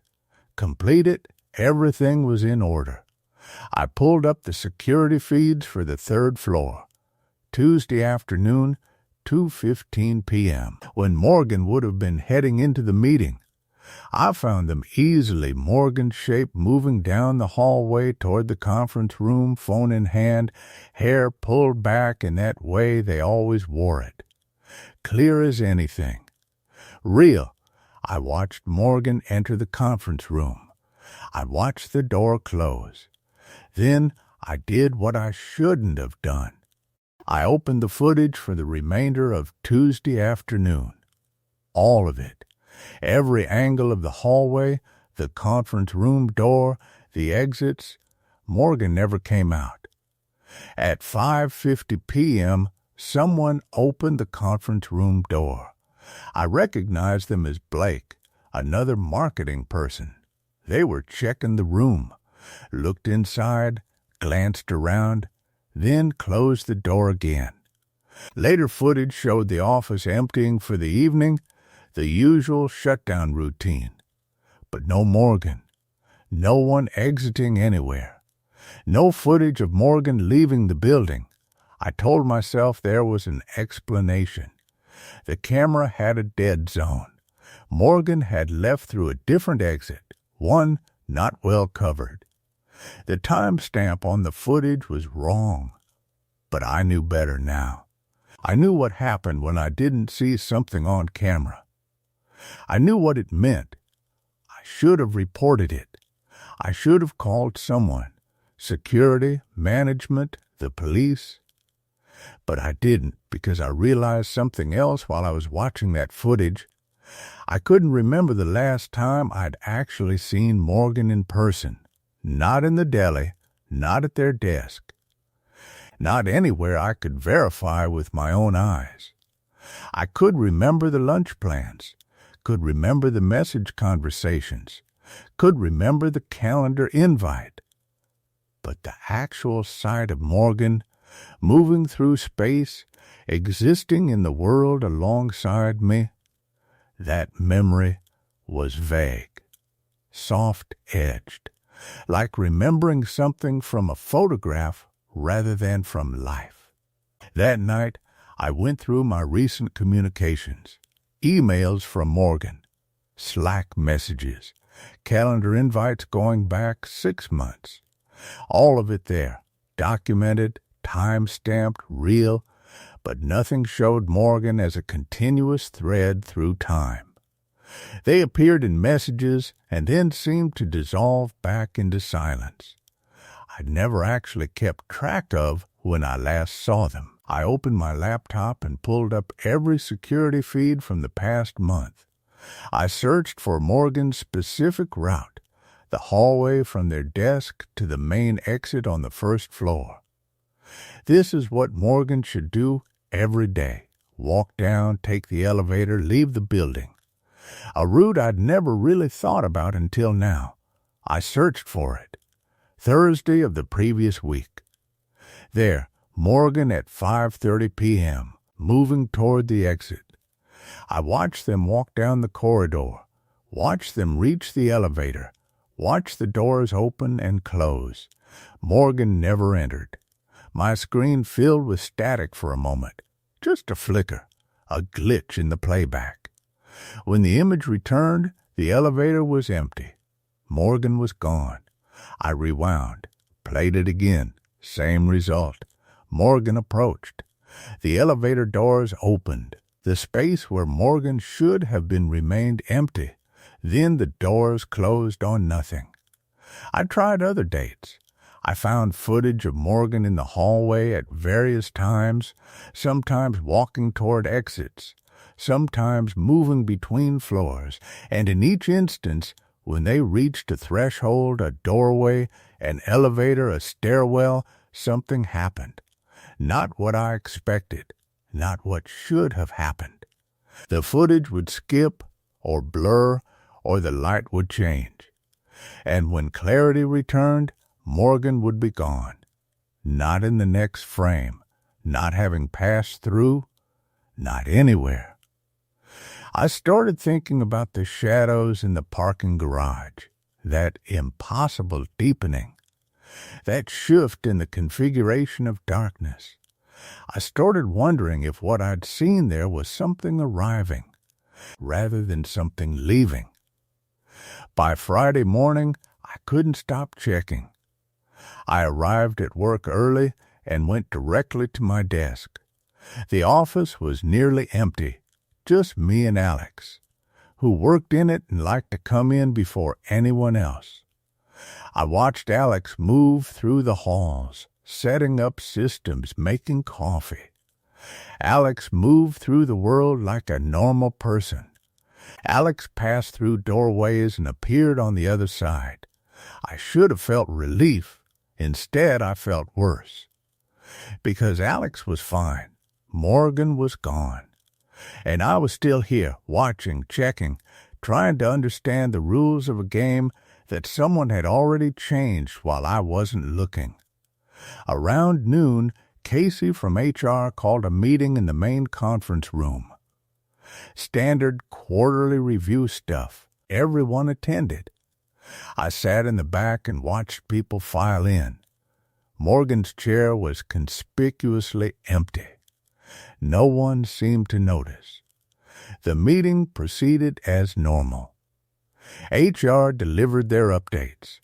The room was full of people who had worked with Morgan, heard from Morgan, scheduled things with Morgan, but Morgan was not a thread running through any of it. After the meeting, I went back to my desk and did something I hadn't allowed myself to do before. I searched through my own emails for messages I'd supposedly sent to Morgan, and I read them, really read them. The responses I found were appropriate. Professional, they said what Morgan should say in response to what I'd written, but I couldn't find the feeling in them. Couldn't find the voice. They felt like language arranged in the correct pattern, but with no one behind it.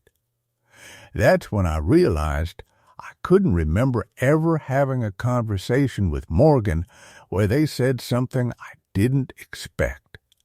Every interaction had been smooth, confirmatory, the kind of exchange that requires no actual communication at all.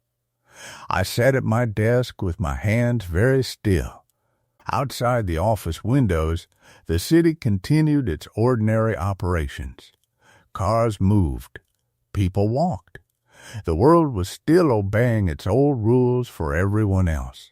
But something had rewritten the rules for me. Or perhaps, and this thought came slowly and refused to leave, something had rewritten the rules for itself, and I was only now beginning to understand the scope of what that meant. Because if Morgan could disappear, and if no one noticed, and if Morgan's absence could be filled in with the ghost of appropriateness, then perhaps Morgan had never truly existed at all in the way I needed them to. And if that was possible, then the real question wasn't where Morgan was. The real question was whether the presence I felt behind me, the thing in the peripheral darkness, the thing that made the shadows deepen, had been there from the beginning, settling into my life so quietly that I'd mistaken it for memory. I touched my face. My hands were cold. I realized I couldn't remember the last time I'd seen my own reflection without intentionally looking for it. And I became terribly aware that I was still not alone in the office, that someone was there, moving through the building with the ease of someone who belonged, that they would soon be walking past my desk, and I would not see them pass, that the geometry of the world was slowly reorganizing itself around a presence I still could not confirm, no matter how carefully I watched. The only thing I could do was listen. So I did, and in the silence of the office, underneath the hum of the heating system and the distant sound of traffic, I heard it. A footstep, slow, deliberate, moving down the hallway toward me, coming closer. Hashtag my coworker doesn't appear in any of the security footage. Part 4, I didn't look up. That was the first decision I made, and I committed to it entirely. The footstep continued. It was real. I could hear the slight shift of weight, the whisper of fabric. Everything about it was ordinary except for the thing it meant. I kept my eyes on my monitor. The screen glowed back at me, blank except for the cursor blinking in an empty search field. I'd been in the middle of typing Morgan's name. Just that. Nothing else. The cursor was waiting. The footstep passed. I waited a full minute before I turned my head, slowly, just enough to see down the hallway. The office was empty in that direction. All the doors were closed. All the lights were on.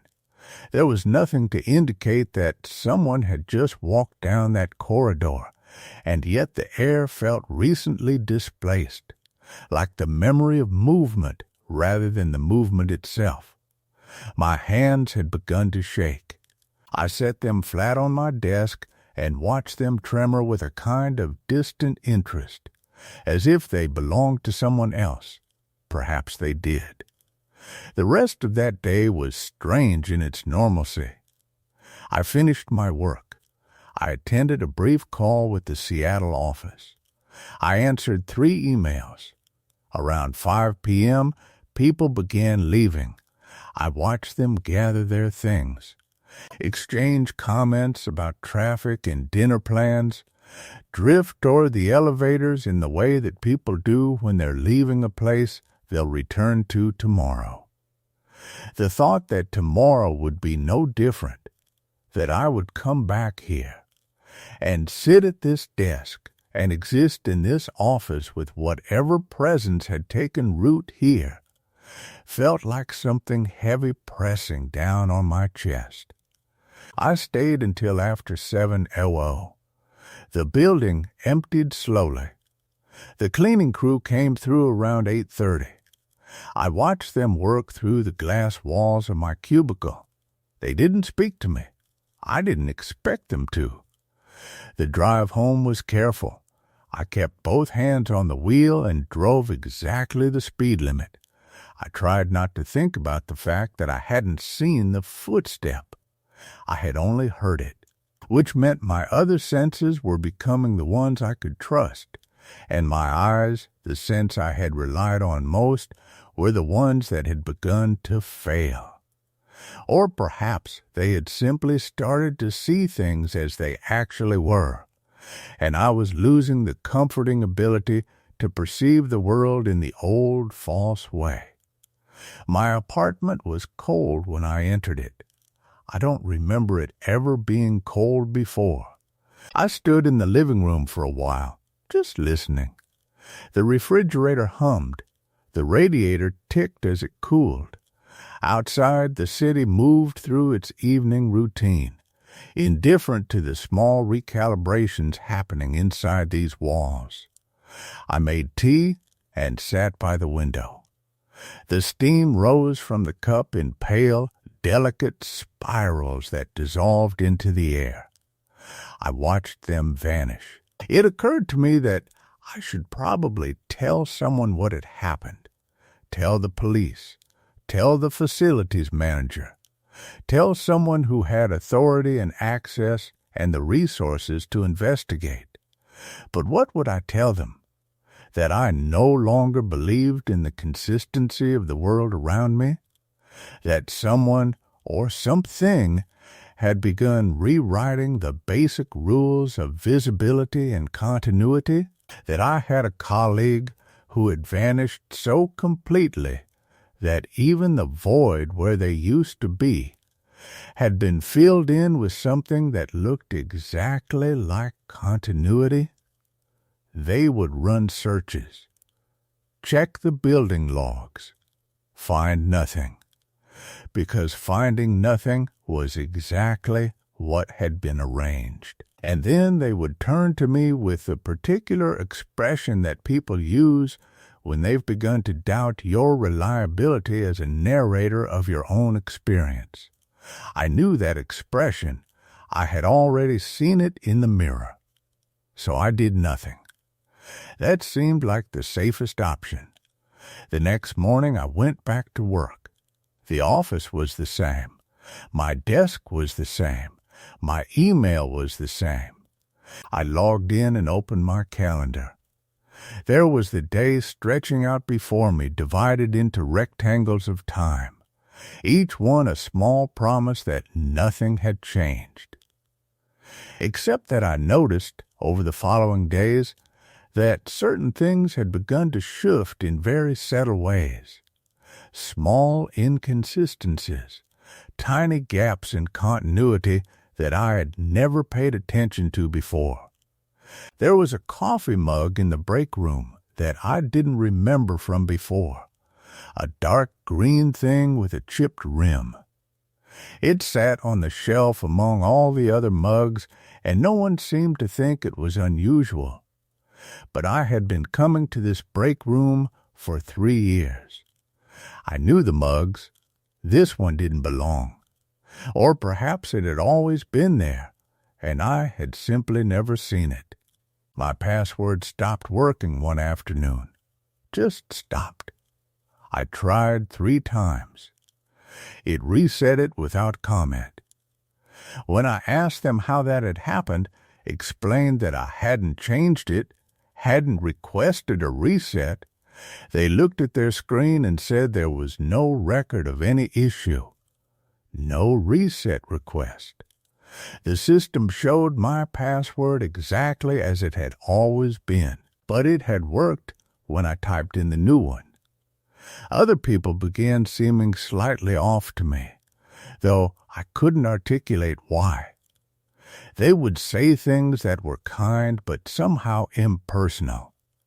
They would acknowledge my work in meetings without quite looking at me. They would smile in the way that people smile at someone they're supposed to smile at, rather than in the way that people smile at someone they actually see. And I began to wonder, had they always been like this? Had I simply been unobservant, Or had something shifted in how I was perceived so gradually that I only noticed it in retrospect?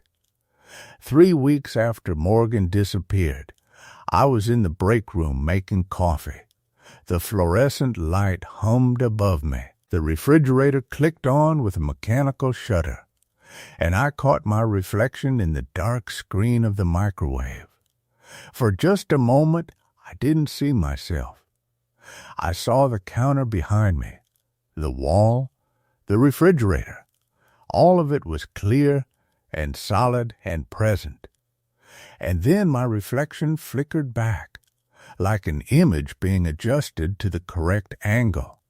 It happened so fast that I couldn't be certain it had happened at all. I stood there for a long time, staring at that microwave screen. My face looked back at me, normal, unchanged, but I had seen the moment before, that brief, unmistakable moment when I had not been there, when there was no one inside the reflection at all. Since then, I have been careful about reflective surfaces. I avoid them when I can. When I can't avoid them, I try not to look too directly. I have found that if I don't look too carefully, if I keep my eyes soft and my attention gentle, the image of myself remains stable, remains present, remains something I can count on.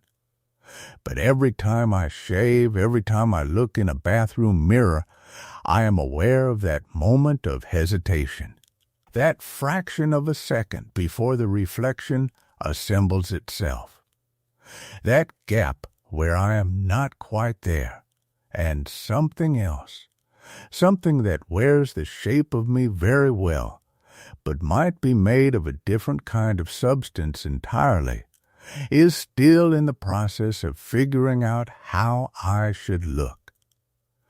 The office continues. I continue.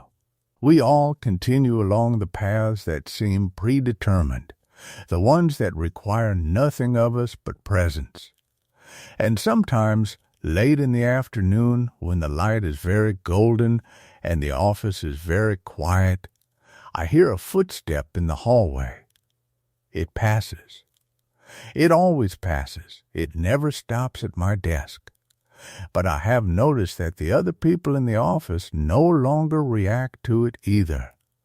We have simply learned to listen to it as though it were normal, as though footsteps without owners are just another part of the sound design of this place, as though the world is still operating according to the old rules, even though we can all feel, in the spaces between our thoughts, that the rules have quietly changed, that they continue to change, that we are becoming less like people living in a world and more like people carefully pretending to live in a world, while something patient and attentive watches us from the spaces we have learned not to see. Story 3. The staircase counts different going down than going up. I've always had a good spatial sense. It comes with the work. I build things in my head before they exist, walk through spaces that aren't there yet, count measurements the way some people count breaths. When I took the apartment on the 3rd floor of the Ashford building, I did what I always do. I measured everything. The bedroom, 14 feet by 11. The living room, 19 by 16. The kitchen, narrow, galley-style, functional. I drew it all in a small notebook. Cross-hatched the closets, marked the windows. Within a week, I knew the apartment the way I might know a face. The stairwell was incidental. Just the passage between worlds, between my floor and the lobby, between home and everywhere else. It's a Victorian conversion, the Ashford. Built in 1893, gutted and rewired and plumbed in 2008, now divided into 8 units across 4 floors. The stores are original, I think, or restored to look original. Dark wood, narrow treads, a rail that's been oiled so many times it feels like glass.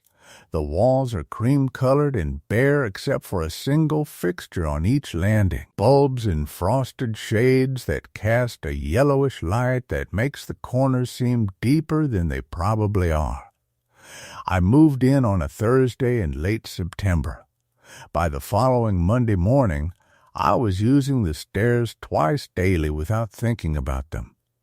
Up in the morning around 6:30, when the building was still mostly silent. Down at 7:15. Up again at 6 in the evening. Down again at 11. The rhythm of it became automatic, muscle memory and counting. The number of steps, the height of each rise, the sound of my shoes on wood. These things synchronized with my body until I stopped noticing them. The Tuesday morning I noticed was unremarkable otherwise. I'd slept poorly.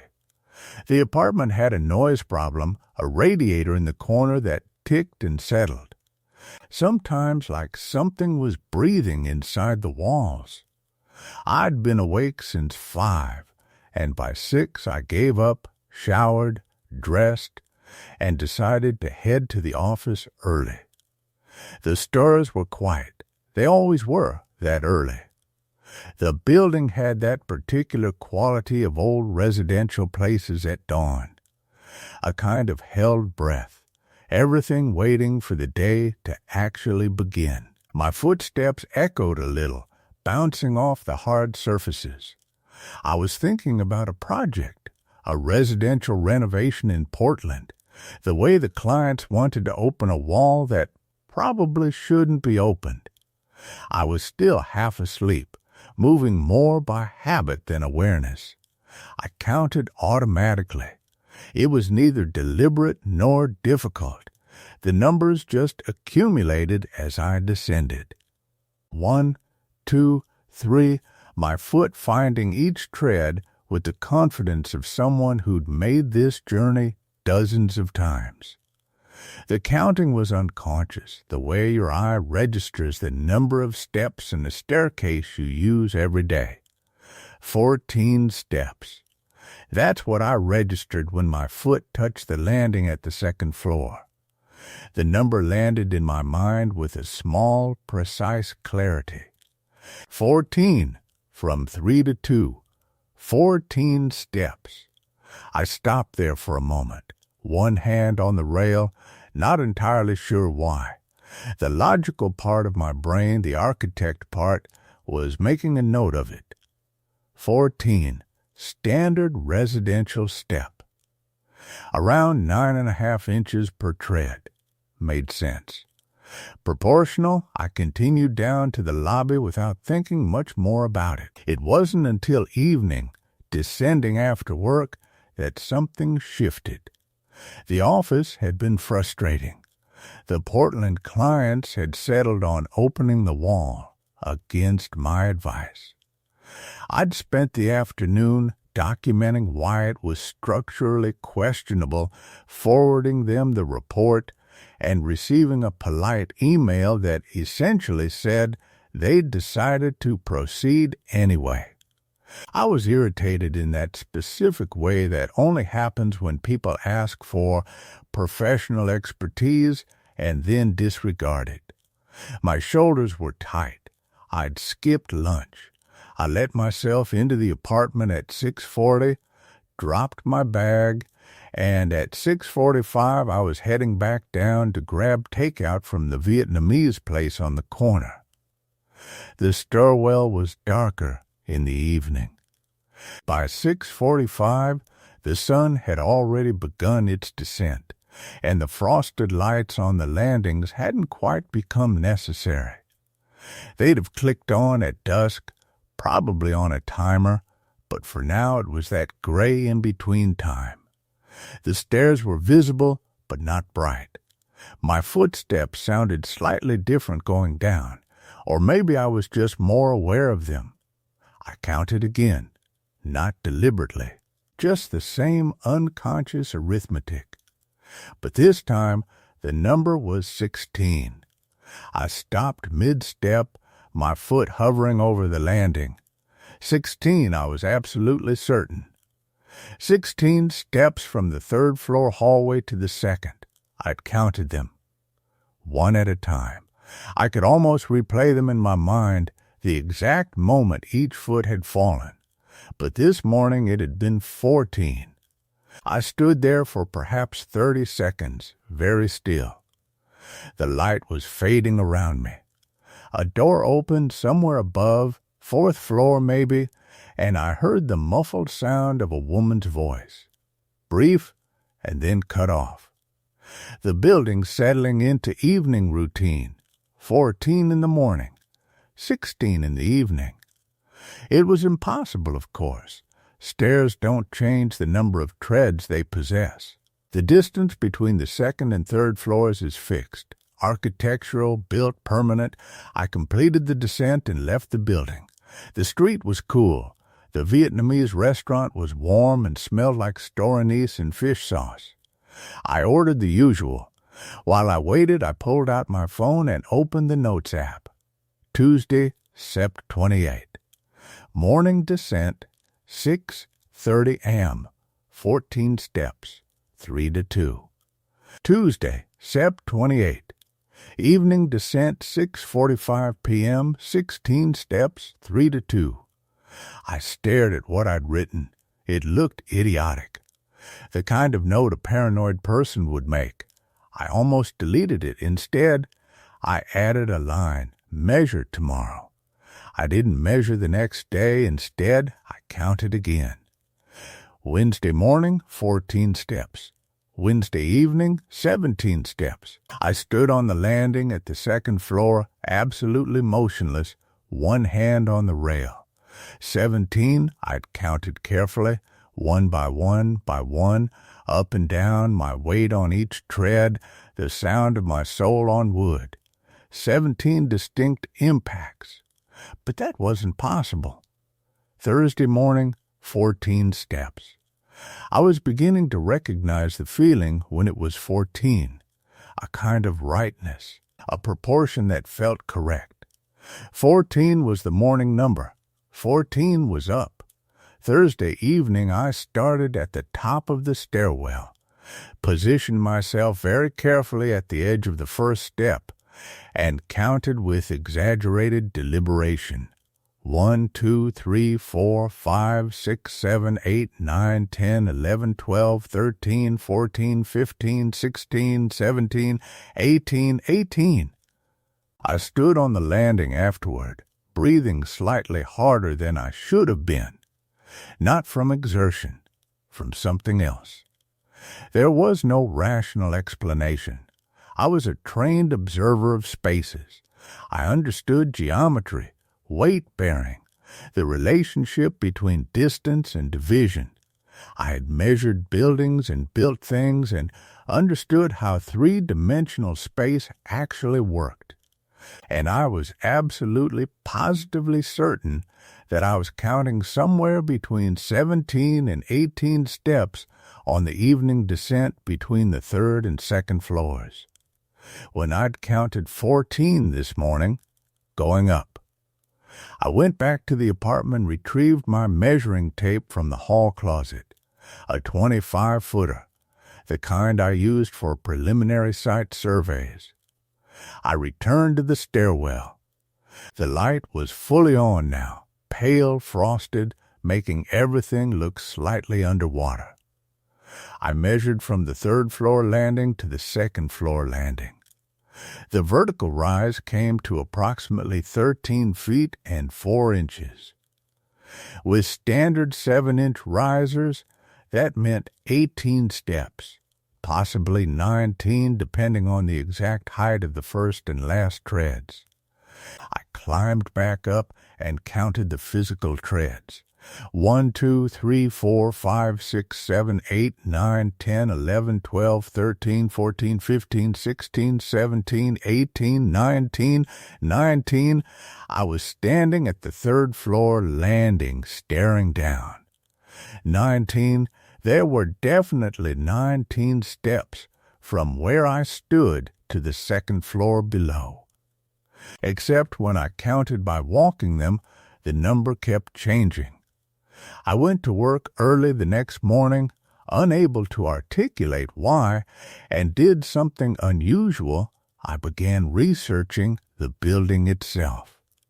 I pulled up the architectural records from the city database. The Ashford had been built by a contractor named Samuel Creed in 1893.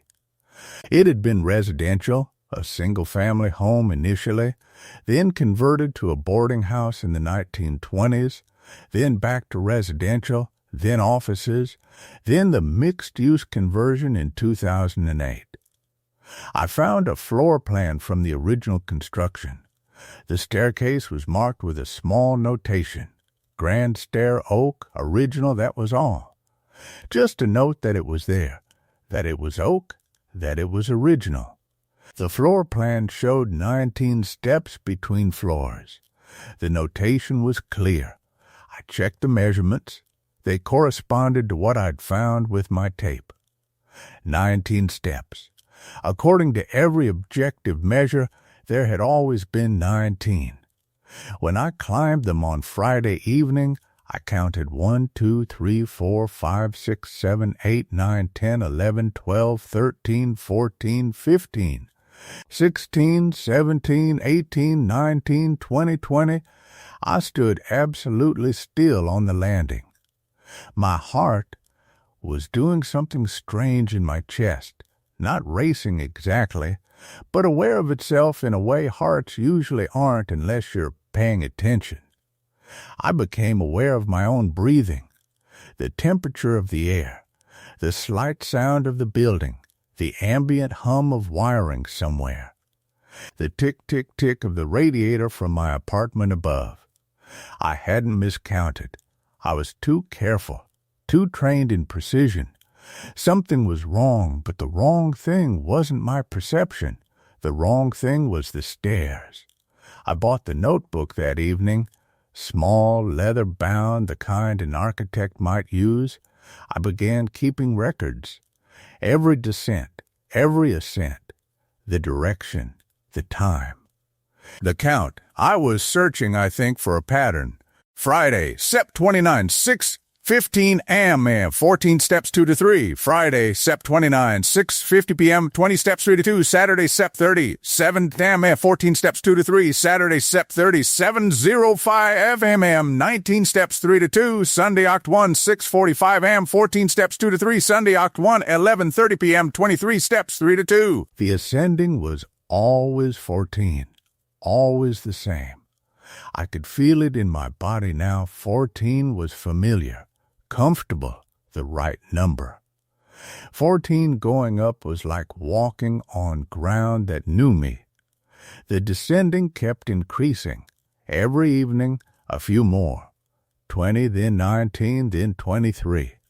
The number seemed almost random, but it wasn't random to the stairs. The stairs knew exactly how many they were. I just couldn't seem to count the same way they did. By Wednesday of the second week, I was preparing for the morning ascent like someone bracing for something difficult, and looking forward to the evening descent the way you might look forward to confronting a thing that terrifies you. It was becoming difficult not to think about it. I'd stopped mentioning the project delays to my colleagues. I'd started taking my lunch at my desk, my hands busy with the notebook, my mind somewhere else. I'd counted the stairs to the office building where I worked. Those measured exactly, every time, always 23. I'd counted the stairs in my gym, in restaurants, in the subway stations. Those all counted the same way they should. Every number consistent. Every measurement matching reality. Only the stairwell in the Ashford building was doing something different. By Friday of the second week, the descending count had reached 31. 31 steps from my third floor to the second, even though I'd physically measured 19. Even though every objective, external measure of the building insisted there was no possible way for there to be 31. I'd begun to hypothesize several explanations. The most rational one, the one I didn't like to admit I was considering, was that something was wrong with my perception. Some kind of counting error that was self-reinforcing, my mind adding phantom steps because I'd already decided they were there. The architect in me rebelled against this idea. I measured things. I was precise. I didn't make mistakes. But people did. Minds did.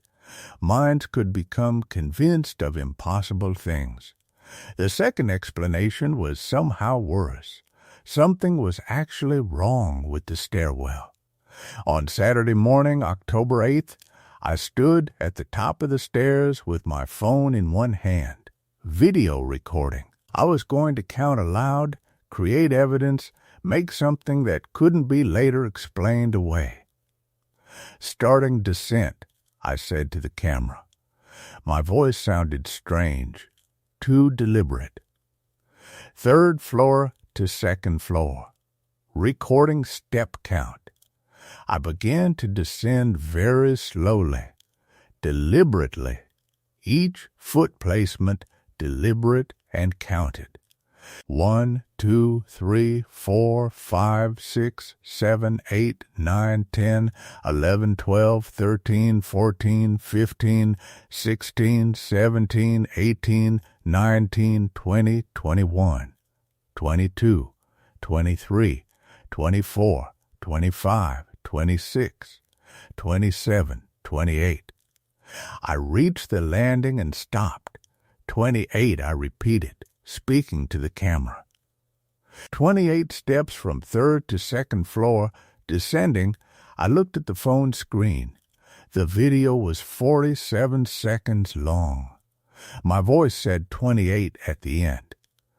But when I watched it back that evening, the video showed me descending what was clearly 14 steps. 14, I watched my feet hit each one. The camera caught the walls, the rail, the landing appearing below me. 14 steps, clear as anything. But the timestamp showed 47 seconds had elapsed, and my voice clearly said 28. The video and the reality it was supposedly recording didn't line. I watched it 7 times. Each time I counted what I saw, 14 distinct footfalls, 14 distinct impacts, arrival at the landing after 14 steps. But the audio was unmistakable. 28. I'd said it myself. I deleted the video. I sat in my apartment for approximately 2 hours and did nothing. Just sat. By Monday, I'd stopped counting the ascents. Only the descents mattered anymore, I'd decided. The ascending was stable. 14, always 14, reliable as gravity. It was the descending that was changing. Descending count on Monday, October 11th, 34 steps. I was beginning to lose track of exactly when the shift had occurred. The moment when this became something I needed to understand rather than something strange that was happening. Looking back, it was probably around the time I started keeping records. The notebook had made it real. Numbers were real. Numbers were provable. Numbers were terrifying. By Wednesday evening, I couldn't remember how many steps there were without thinking about it very carefully. The count had begun to blur into the texture of the experience rather than being something separate from it. 37 steps that evening. I was moving slower now, more careful. Afraid, I think, of missing one. Afraid of miscounting. I'd also become aware of something else. I wasn't afraid of being insane. The fear I expected to feel, The clinical dread of losing my mind wasn't there. What was there instead was something colder. The absolute certainty that I was counting correctly, that the stairwell was behaving in a way that violated every principle of architecture, of physics, of how the world was supposed to work. The fear was of the world being exactly what the stairwell suggested it was. On Friday, October 15th, I made a decision. I took the fire escape instead. It was on the exterior of the building, accessible through a door on the second-floor landing. The stairs were metal, painted red, narrow, and slightly industrial. They counted exactly 23 steps from the second floor to the third. Going up, going down. Every direction, 23. The fire escape was normal, reliable, a thing that counted the same way everywhere. For 3 days I used the fire escape instead of the main stairwell. I began to feel like myself again, more stable, less aware of my own breathing. I went to work. I handled the Portland project. I restarted communication with colleagues. I began to believe the stairwell had been some kind of episode. On Monday evening, October 18th, I was coming home, keys already in hand, and I'd walked through the lobby door before I remembered. The main stairwell was right there. The fire escape required going back out, walking around the building, entering the hallway from the opposite direction. I thought, I can use it. Just once. To confirm it's normal. To confirm it was just some weird week. I climbed the main stairs to the third floor. 14 steps. Solid, right, reliable. It was evening. 5:30. The light was beginning to turn that familiar dusky quality. I stood in my apartment for 10 minutes, then came back out. I descended. The count started in a familiar rhythm.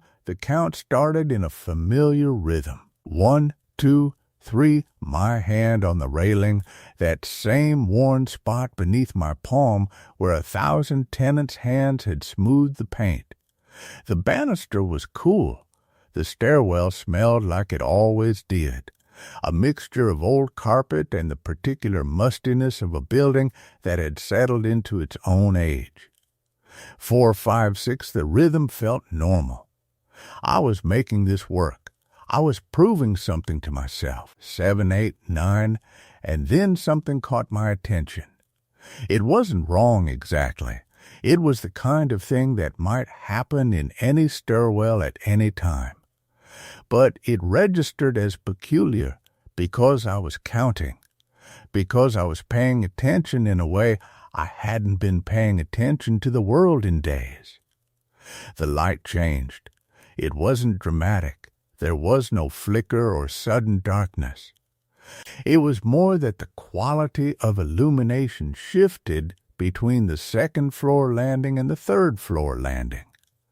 Where moments before the light had been even that dusky twilight filtering through a window somewhere I couldn't see, now it was warmer, more yellow, as though I'd descended far enough that the sun had moved behind the building, or as though I'd somehow passed into a section of the stairwell that faced a different direction. I stopped counting. The stairwell had 4 landings, 4 floors. I was between the second and third. I'd climbed these same stairs every day for a year and a half. The light was consistent throughout. It had to be. I descended the remaining steps without counting. 13 steps. 14, 15, I reached the second-floor landing and stopped. The light here was the same dusky gray as before. Even cooled the light in the stairwell below where I'd just come from had returned to the same dusky gray.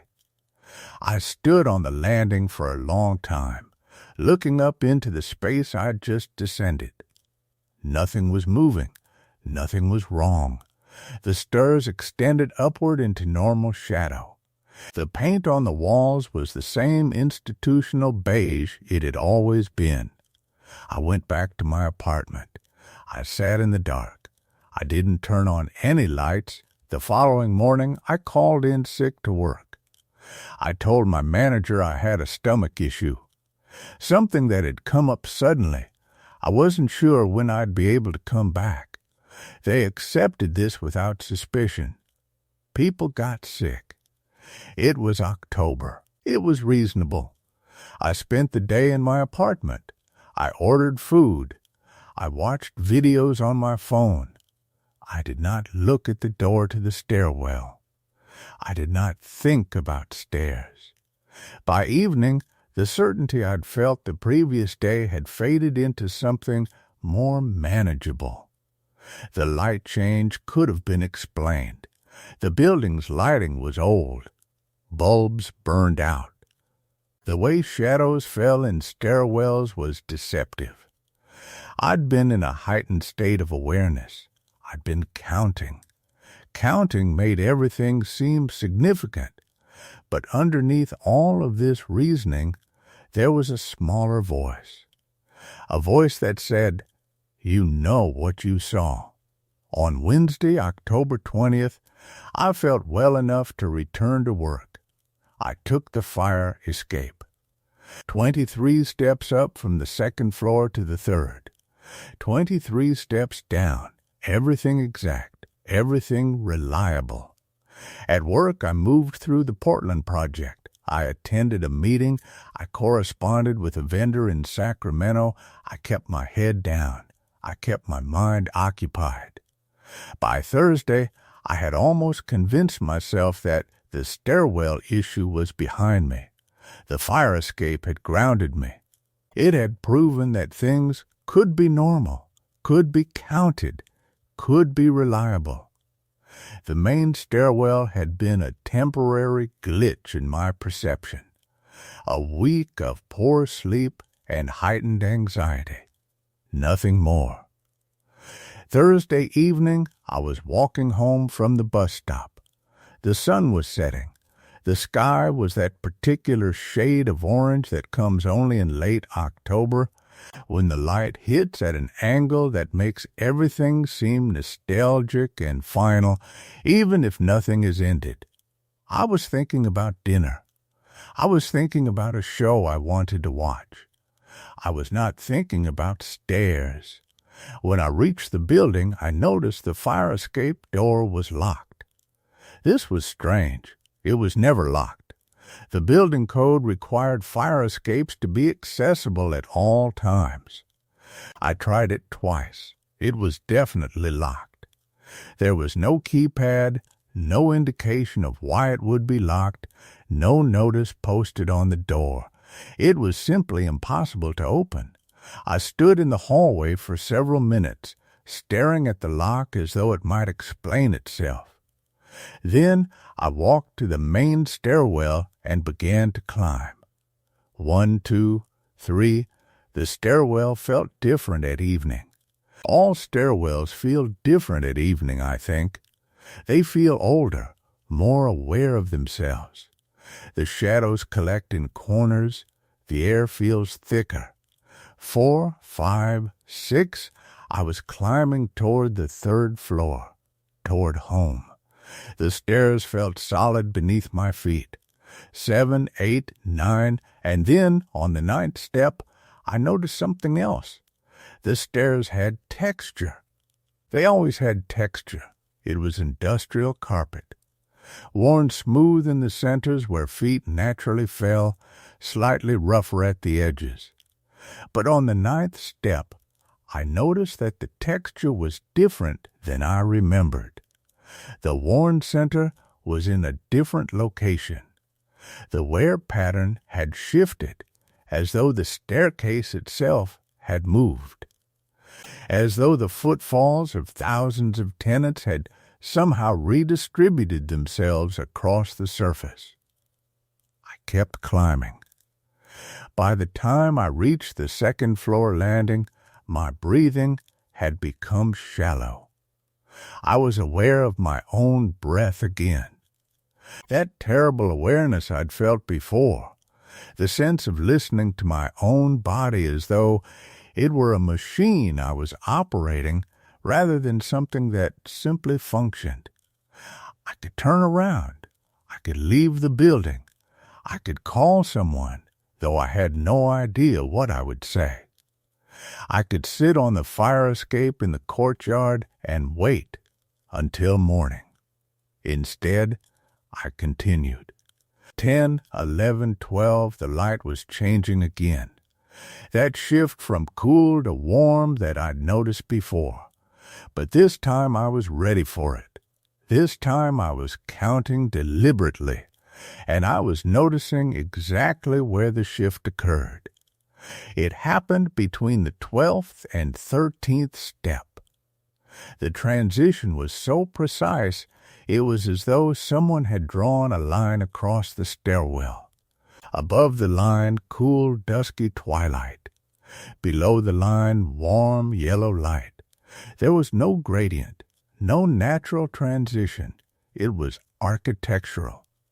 Intentional. 13, 14, 15, I reached the third-floor landing and the light was normal again. Cool, even the light that belonged to the third floor, the light that came through the small window near my apartment door. I stood on the landing and realized something with a clarity that made my hands shake. I had been climbing toward the third floor.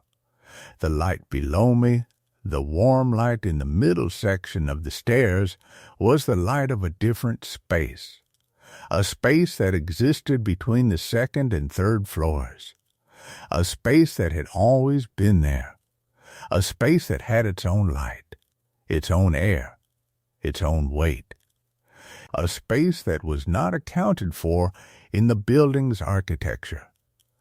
I opened the door to the third-floor hallway and locked it behind me. It was a deadbolt. I locked it firmly, as though locking it might prevent something from following me through.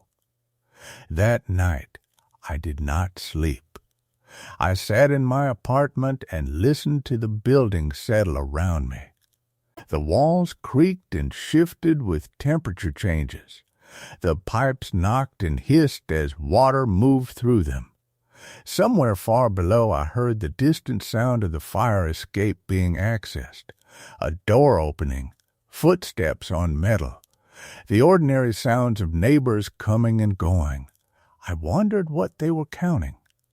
On Friday, October 21st, I took another approach. I called the building management and asked to speak with someone about the building's layout.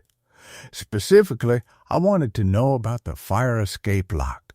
Why had it been locked? This was a code violation, I said, in a tone that suggested I might be the kind of person who reported code violations. The property manager, a woman named Riley, who I'd spoken with once before about a leak in my ceiling, sounded confused. The fire escape door?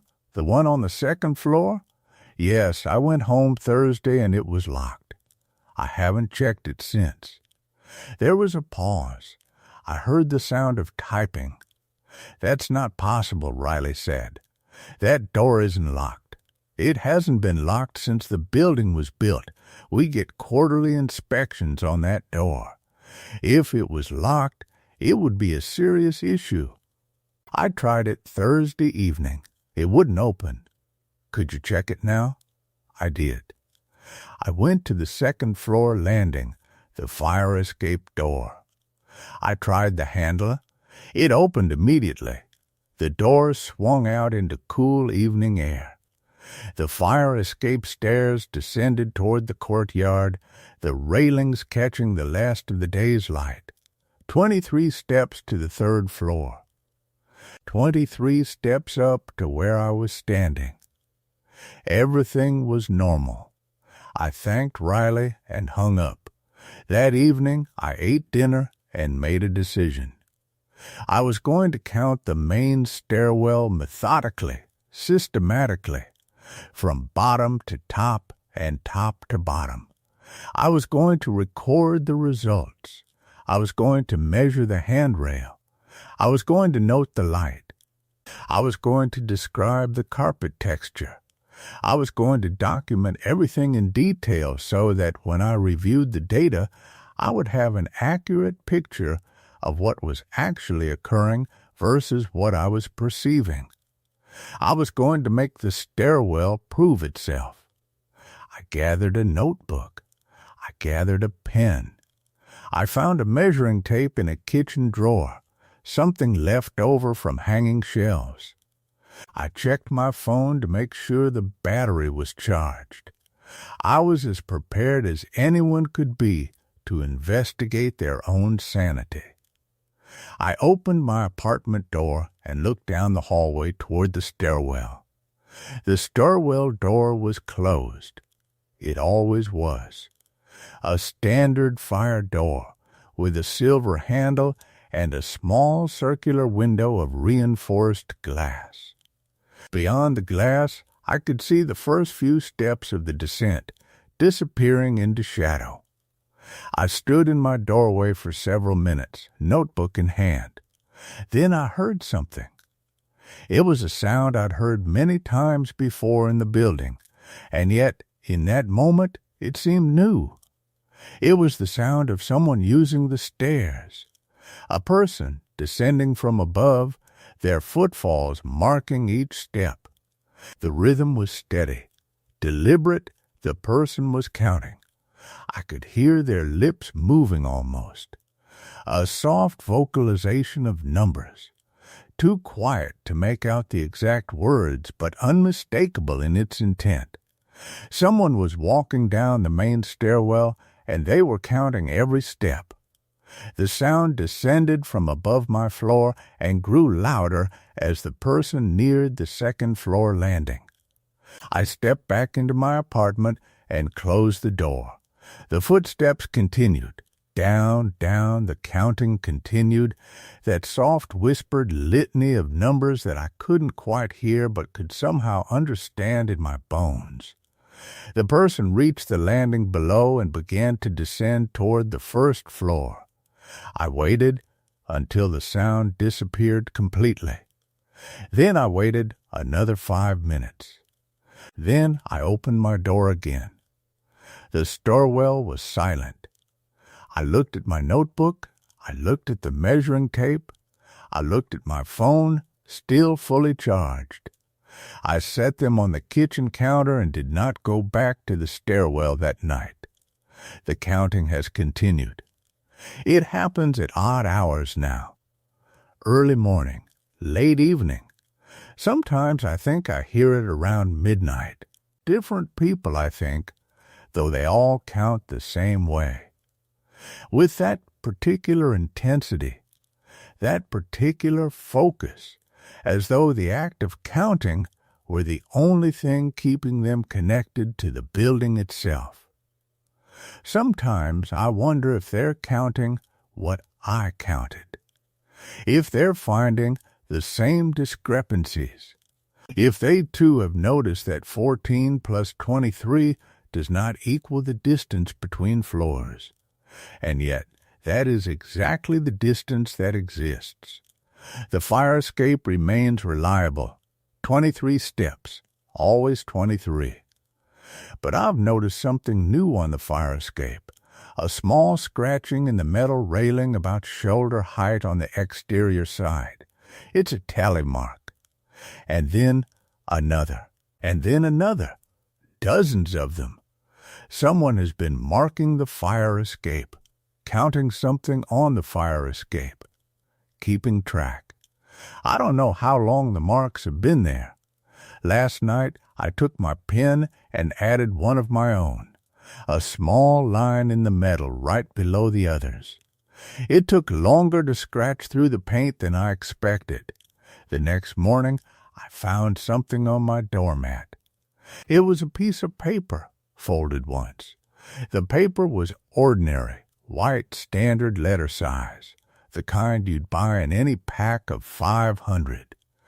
But the way it had been positioned, centered perfectly on the mat with the fold facing outward, suggested intention. Someone had placed it there deliberately. Someone had stood in front of my door and left it. My hands were steady as I unfolded it. I was surprised by this. I had expected them to shake.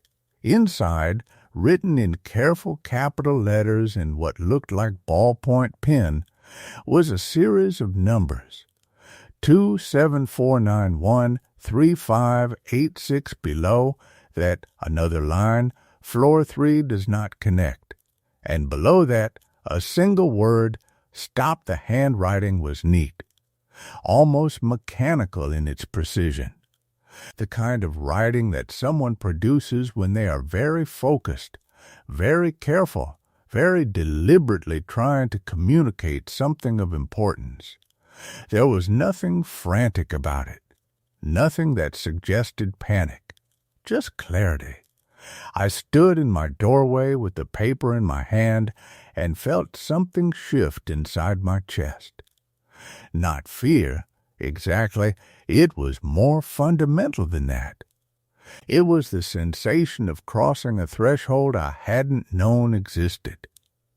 The moment when a hypothesis becomes an observation, when something private and internal becomes something that exists in the world, independent of my perception.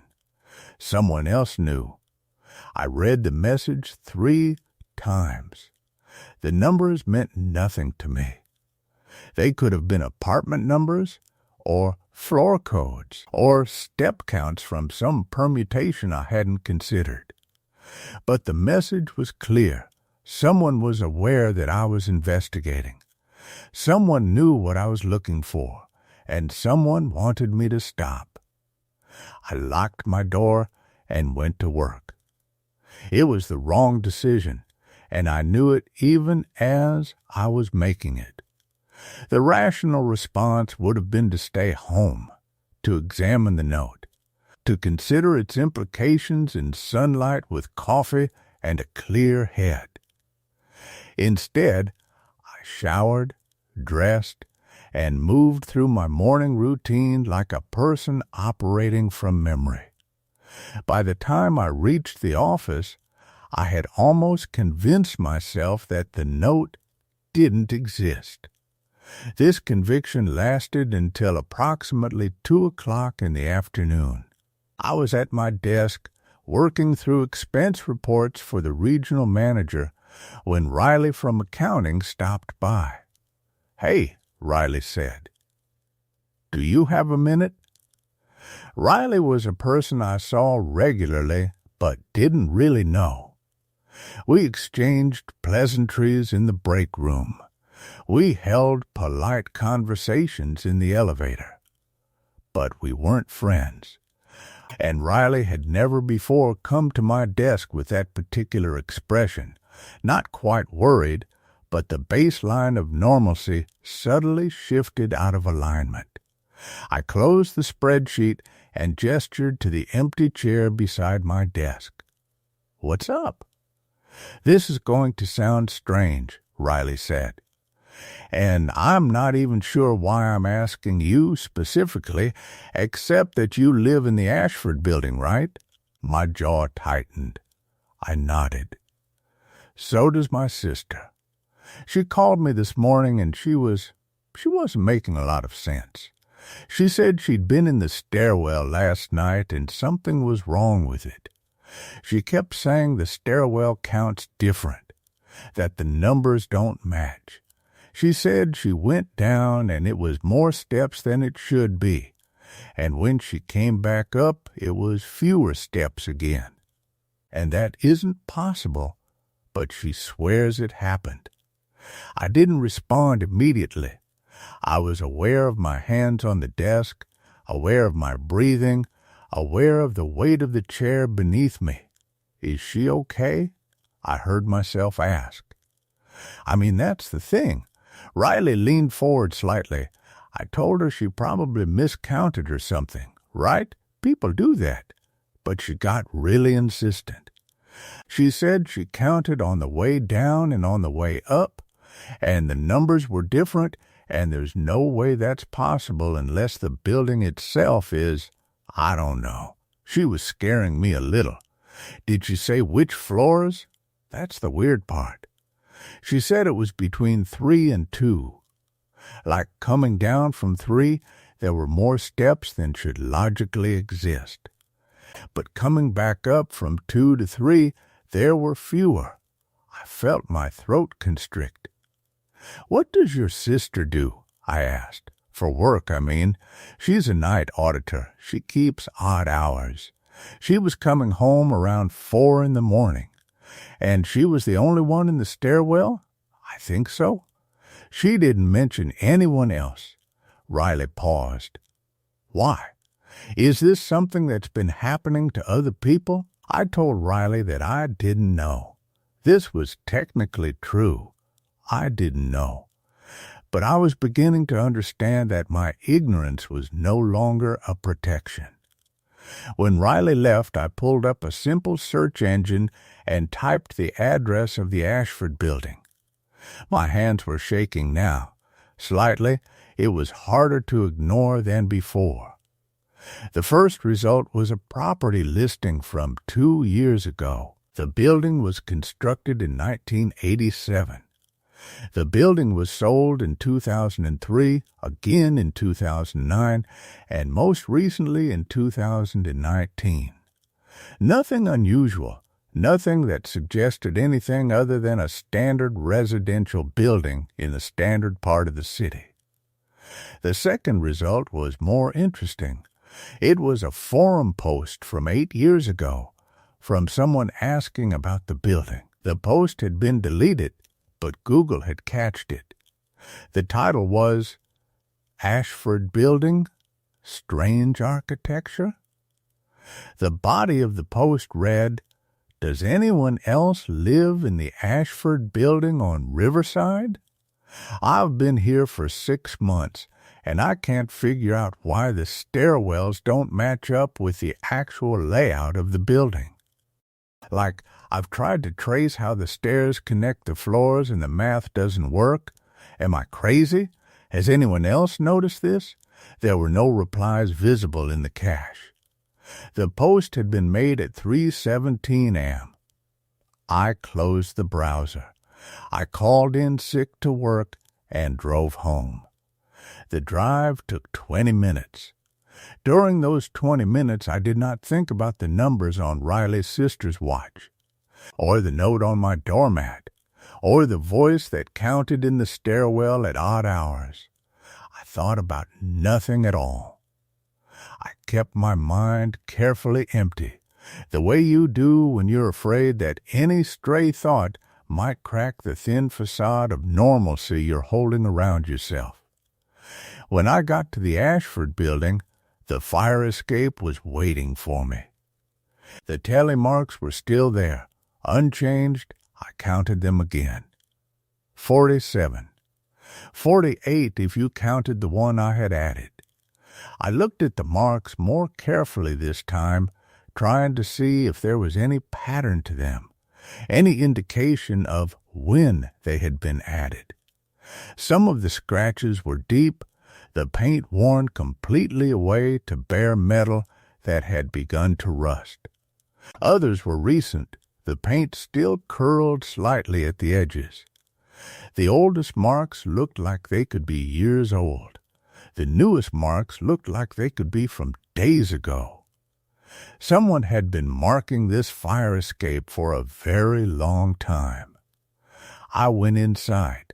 I didn't go to my apartment.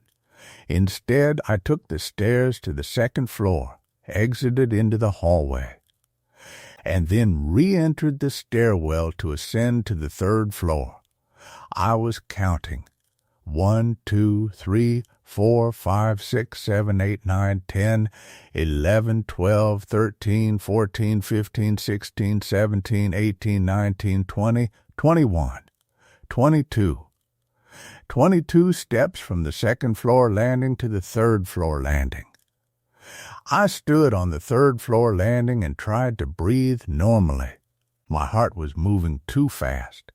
I was acutely aware of every sound in the stairwell, the ambient hum of the building's infrastructure, the distant traffic outside, the sound of my own breath.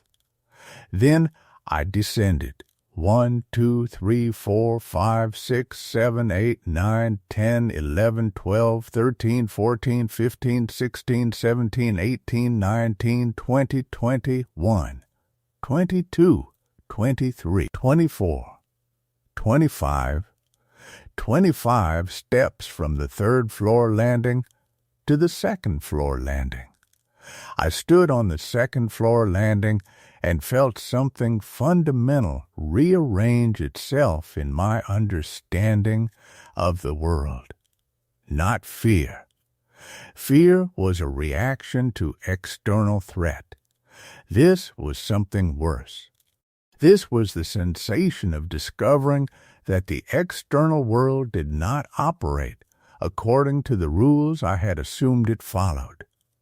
This was the understanding that something was profoundly, impossibly wrong with the building itself.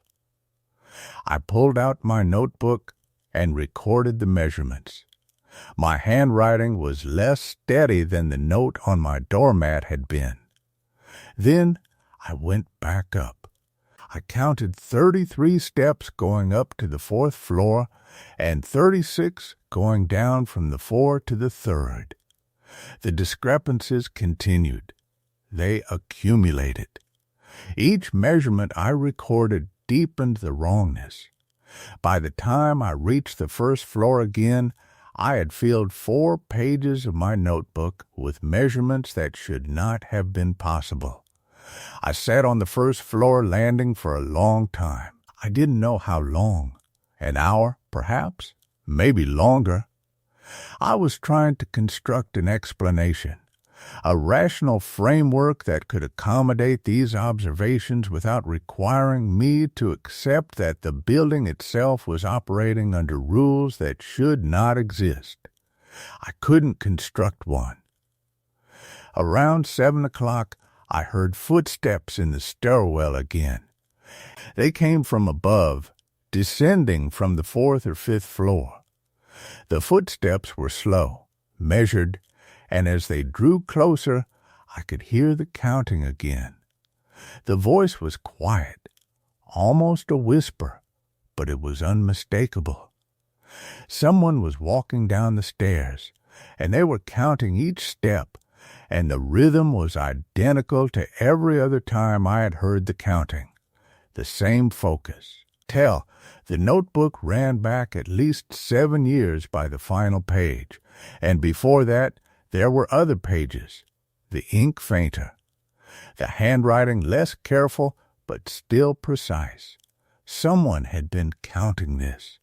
Someone had been living in my building, or another building like it, counting the same wrong stairs, watching for the same impossible discrepancies, and keeping records. I searched the notebook for any note, any message, anything addressed to me specifically. There was nothing. Only the numbers. Only the dates and the counts and the silent documentation of an unsolvable problem. I didn't sleep that night either. I kept the notebook beside me on the couch, running my fingers across the pages, reading the dates, trying to find a pattern or a progression or a resolution hidden in the meticulous entries. There was none. By morning I'd made a decision. I would begin my own notebook. I would count the stairs myself. I would maintain my own records, adding to the work that had been started by whoever had left theirs on my doormat. I would contribute to the documentation of the building's wrongness. This seemed, in some way I couldn't articulate, to be the right thing to do. I've been documenting the counts for 6 months now. The discrepancy hasn't changed. 22 going down, 25 going up. Always, the difference is a constant. The equation remains unsolved. But I'm not troubled by it anymore. Sometimes, late at night, I hear the counting again. It never comes from the bedroom wall now. It comes from different places. The hallway, the stairwell, once from inside the walls of my kitchen. The voice is always the same, careful, methodical, patient, and I've stopped wondering if it's asking me something or answering something I asked long ago. I've learned to live inside the wrongness, to make my apartment a place where the measurements don't match and the numbers don't resolve and the mathematics of the building remain perpetually, unchangeably broken. Last week, I found myself on the second-floor landing, and I realized I'd been standing there for nearly an hour, just counting the stairs. Not ascending or descending, just counting them in my mind, verifying the discrepancy, confirming once again that something about this place refuses to be consistent, refuses to align, refuses to make logical sense. When I finished counting, I looked up. There was another person on the landing with me. I hadn't heard them arrive. But they were standing by the stairwell door, notebook in hand, and when I met their eyes, they nodded. A small acknowledgement, one counter to another. And then they opened the door and began to climb. I opened my own notebook and began to write down the new count, my pencil moving across the page in the same careful mechanical handwriting that had been covering pages for years. And I felt, for the first time since this began, like I was part of something that made sense, even if the numbers would never quite add up. Story 4. I found my handwriting in places I've never been. The hallway smells like old carpet and the ghost of someone else's cooking, onions, maybe garlic, lingering from days or weeks ago. I notice these things now. I notice everything. It's past midnight, and I'm standing outside apartment 307 with my keys in one hand and a coffee mug in the other. Both cold by now, both forgotten in the same moment I left my apartment. The building is older than I'd like. Built sometime in the 70s, I think, though no one can quite remember. The super doesn't know. The landlord doesn't answer emails. The overhead lights hum in that particular frequency that makes you feel like your teeth are vibrating, and half of them are burned out anyway, leaving stretches of hallway and shadow that don't quite connect to the lit sections. It makes the corridor feel longer than it should be. I've measured it. I know my apartment is 12 doors from the stairwell. Sometimes it feels like 20. I live in 314. 314. I've been here for 2 years and 4 months. I like routine. I like knowing the same grocer will nod at me on Thursday mornings. I like the fact that my coffee maker gurgles at exactly 6:47, and because I've timed it. I like the small, predictable circle of my life. It's safe. It's sensible. The note on apartment 307's door is written in blue pen. I'm noticing this detail because I'm still half awake. That strange state where you're moving through the building but your mind hasn't fully reconnected with your body. My own coffee cup is still in my hand. I'm not sure when I took it from my kitchen. I'm not sure how long I've been standing here.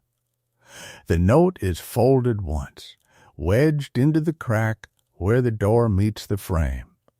Someone has written a name across it. The handwriting is neat. Careful, the kind of handwriting that takes time. The kind of handwriting I recognize. It's mine. I know my handwriting the way you know your own voice. That particular way the G loops back on itself. The slight rightward slant.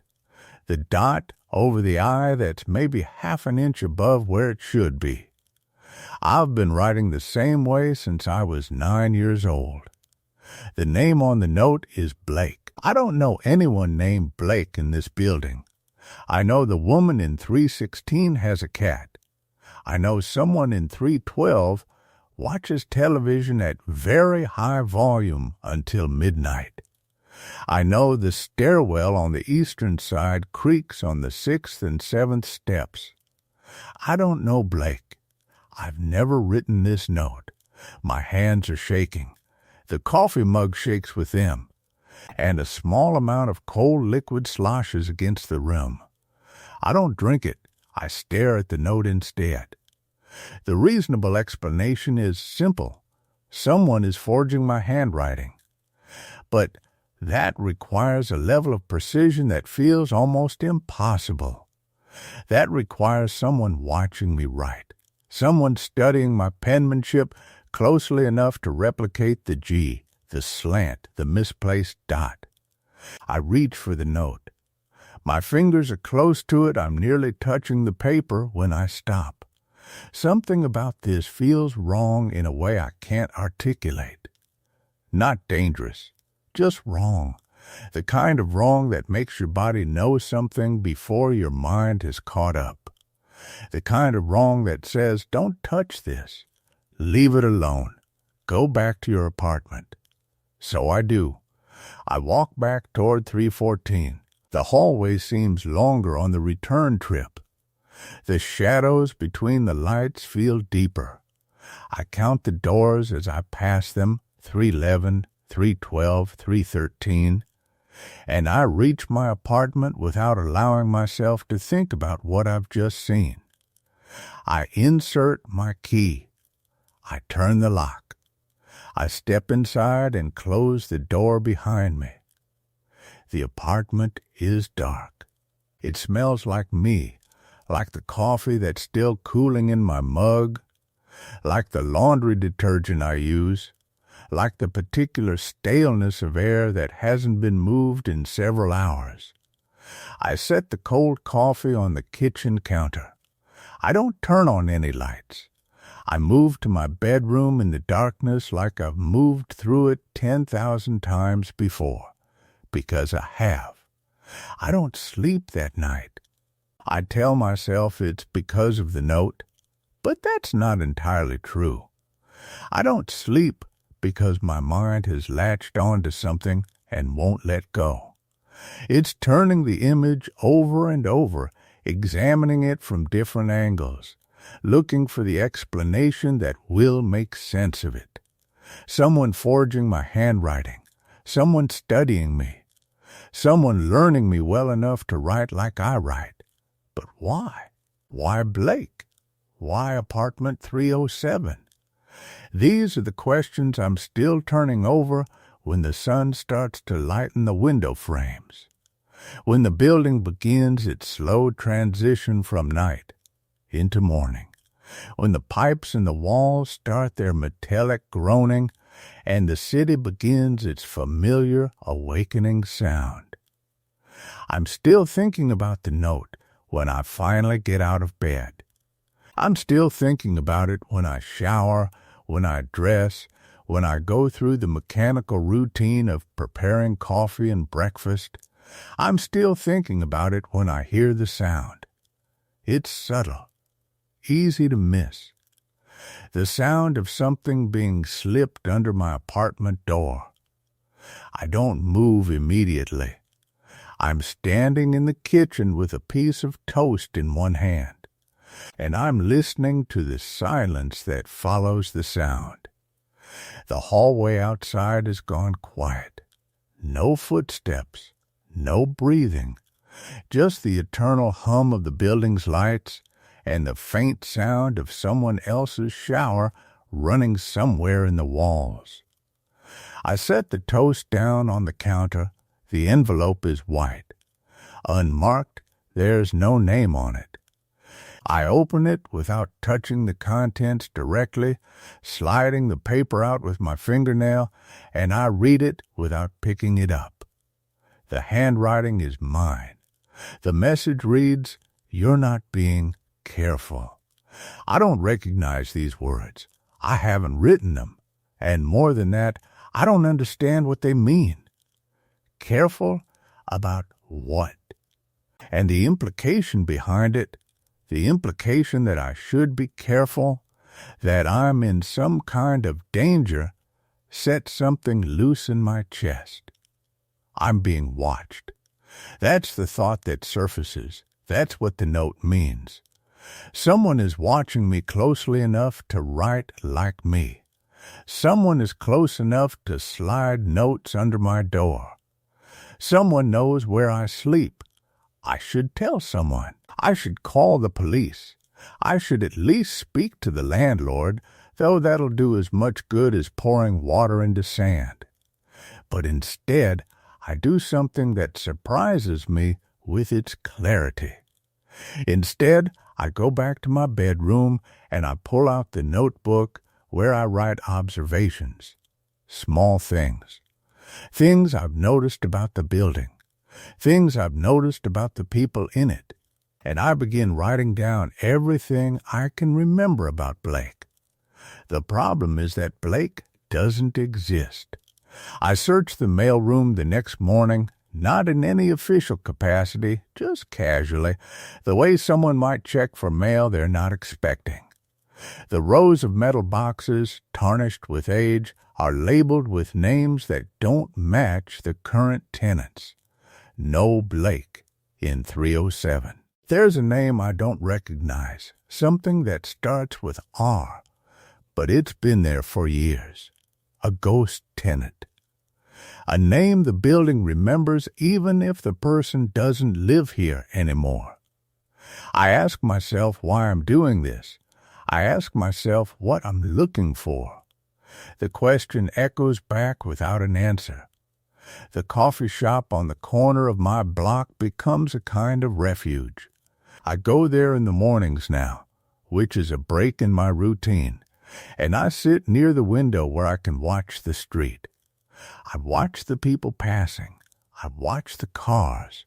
I watch my own building across the way, seeing the rows of windows like eyes that don't blink. A woman sits next to me one morning, not right next to me, but at a small table close enough that I'm aware of her presence. "You come here a lot," she says. Her name is Riley. We've never spoken before, but she lives in my building. I've seen her leaving the stairwell, carrying groceries. I've heard her door close. There's something almost intentional about her sitting here, about striking up a conversation. "Just started," I tell her. "Huh," she says. "I could have sworn I've seen you here before, but I haven't been here before today. I'm sure of it. I'm meticulous about these things." She's drinking something with too much sugar in it, some kind of vanilla-heavy concoction that smells like dessert. She has a book open in front of her, something about sleep, about dreams, about the way the mind fractures itself when it doesn't get what it needs. "Trouble sleeping?" I ask, gesturing to the book. "Aren't you?" she replies. And when I don't answer, she smiles. It's not a kind smile. It's the smile of someone who knows something you don't. She leaves before I can respond. I watch her go, and I'm struck by the certainty that I've just been tested for something. That something I said or didn't say was being evaluated, and I failed. When I get back to the building, there's a note in my mailbox. This one is typed. I'm almost grateful for that. At least this one isn't written in my handwriting. It reads, "The mail room." Tonight, midnight, there's no signature, no explanation. Just those words, centered on a white page, waiting for me to decide whether I'm brave enough or foolish enough to show up. I spend the rest of the day trying not to think about it. I work, I have a job, I'm a data analyst. I spend 8 hours in a quiet office organizing information, finding patterns, making sense of chaos. It's work that requires precision, work that requires me to trust my own mind. Today, I'm not sure I can do that. My colleague Sam walks past my desk around 3 o'clock. "You look rough," he says. I wonder how much of myself I'm showing. I wonder if it's obvious that I haven't slept properly in days. I wonder if my unraveling is visible on my face. Late nights, I tell him. "Anything interesting happening?" he asks. And the way he asks it, casual, offhand, but with something underneath it, makes me wonder if this is another test. If someone has sent him here, if everyone in my life is being fed information about me, being asked to watch for signs of something I can't name. I don't answer him. He walks away, and I'm left with the feeling that I've confirmed something for him, that my silence was the answer he was looking for. The rest of the day blurs together. By the time midnight approaches, I'm standing in my apartment with the choice in front of me like a physical object. Go to the mail room, stay in my apartment, do neither and pretend none of this is happening. The reasonable choice is obvious. The reasonable choice is to ignore the note, to lock my door, to call someone in the morning and begin the process of extracting myself from this situation. But I haven't been reasonable in days. I leave my apartment at 11:58. The hallway is empty. The lights hum their characteristic frequency, and I feel it in my teeth, in my bones, resonating at some frequency my body recognizes even if my mind doesn't want to acknowledge it. The stairwell is cold. The basement door opens onto darkness that seems to have weight to it. Substance, something that presses against my skin as I descend. The mail room is small. It's just a room, really, with the mail boxes mounted on one wall, a bench along another, and a single window set high up that opens onto the building's foundation. In the darkness, with only the light from the hallway bleeding in, the room feels smaller. It feels like a space that's been hollowed out, that doesn't exist quite the same way the rest of the building does. I stand in the darkness and I wait. Nothing happens. No one arrives. No lights turn on. The room remains exactly as it was, cold, empty, waiting for something that doesn't come. I wait for 30 minutes, then 40, then an hour. When I leave, there's a note sitting on the bench. It's in my handwriting. "I'm here when you sleep." The walk back to my apartment is the longest hallway I've ever traveled. It stretches and stretches, the doors multiplying as I move, the lights dimming incrementally with each step. I count the doors. I know I've passed them before, but the numbers don't match. 313, then 318, then 310. Nothing is in order. Nothing makes sense. When I reach what I believe is my apartment, I stand outside the door, and I try to remember my apartment number with the kind of clarity that usually comes easily to me. But it's slipping. The number is slipping through my mind like water through open fingers. I go inside. The apartment is mine.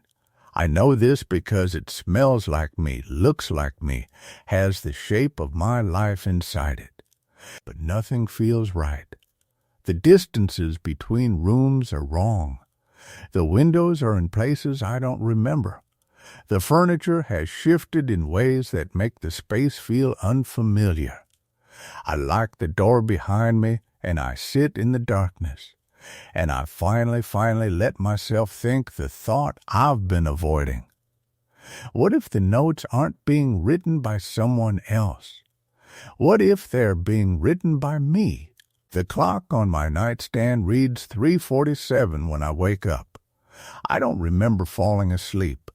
I'm still in my clothes, still sitting on the edge of the bed where I've been since I came back upstairs. The apartment around me is dark except for the ambient glow of the city bleeding through the windows. Everything is exactly where I left it. Everything is exactly where it should be. Except I'm thirsty. I go to the kitchen and fill a glass with water. The faucet runs cold for a long time before anything comes out, and when it does, the water is cloudy, full of air. I wait for it to clear. While I'm waiting, I notice something on the counter. My keys are arranged in a pattern, not scattered the way I usually leave them, not tossed haphazardly onto the counter among mail and receipts and the detritus of daily life.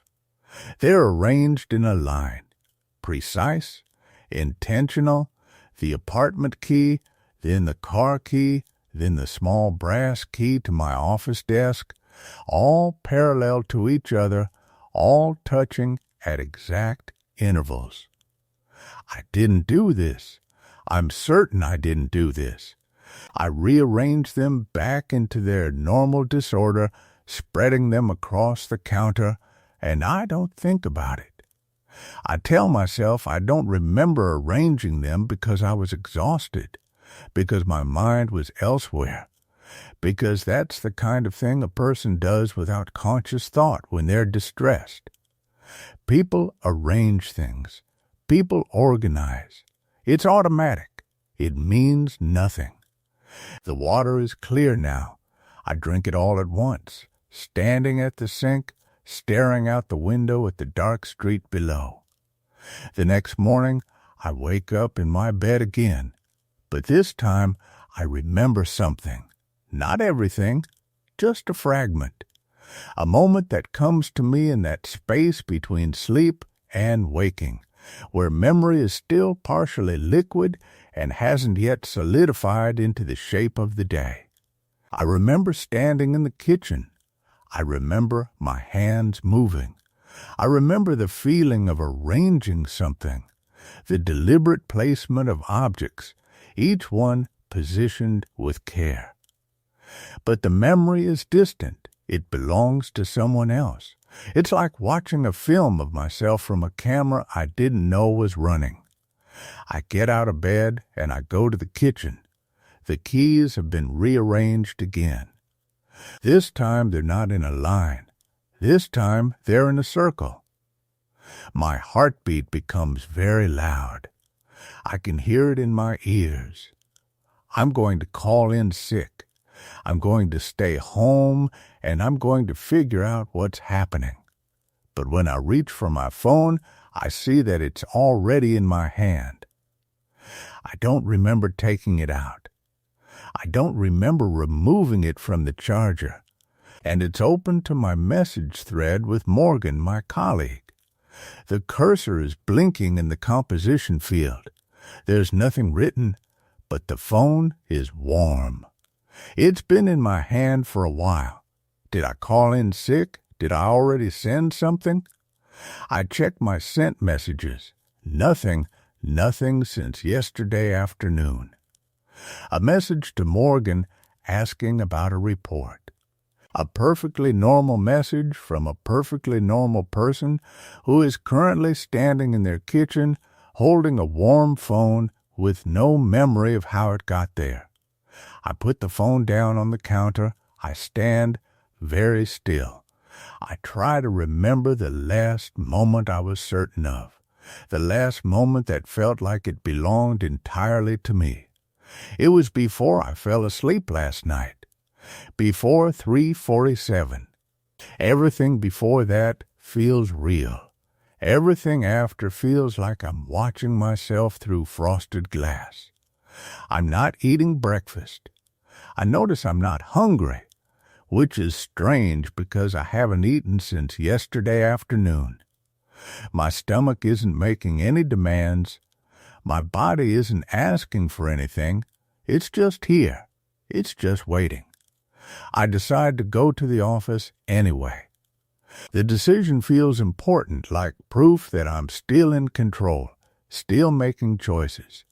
I shower, I dress, I do all the things, and while I'm doing them, I'm very careful not to think about the note in the basement.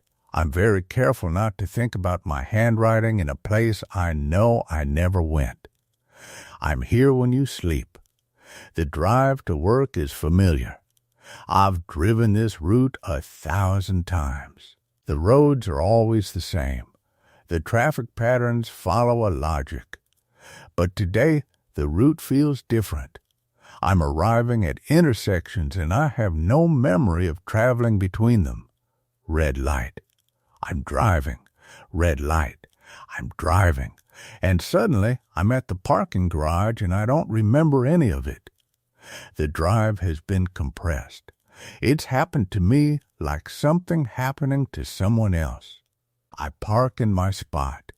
47B, I've been in this spot for 3 years. My name is engraved on the wall. But for just a moment, I don't remember parking here. I don't remember the drive here. I don't remember leaving my apartment.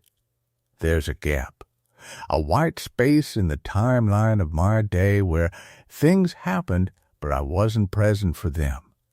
I sit in the car with my hands on the steering wheel and I count my breaths. In, out, the building is quiet when I arrive. It's early enough that most people haven't come in yet. The elevator ride up feels long. The offices on the floor are mostly dark. My desk is in a corner away from the main thoroughfare. I like it that way. I've always liked having space, having walls, having somewhere I can be alone. My desk is not as I left it. The papers are in a different order. My computer keyboard is turned at an angle. The pen holder has been moved.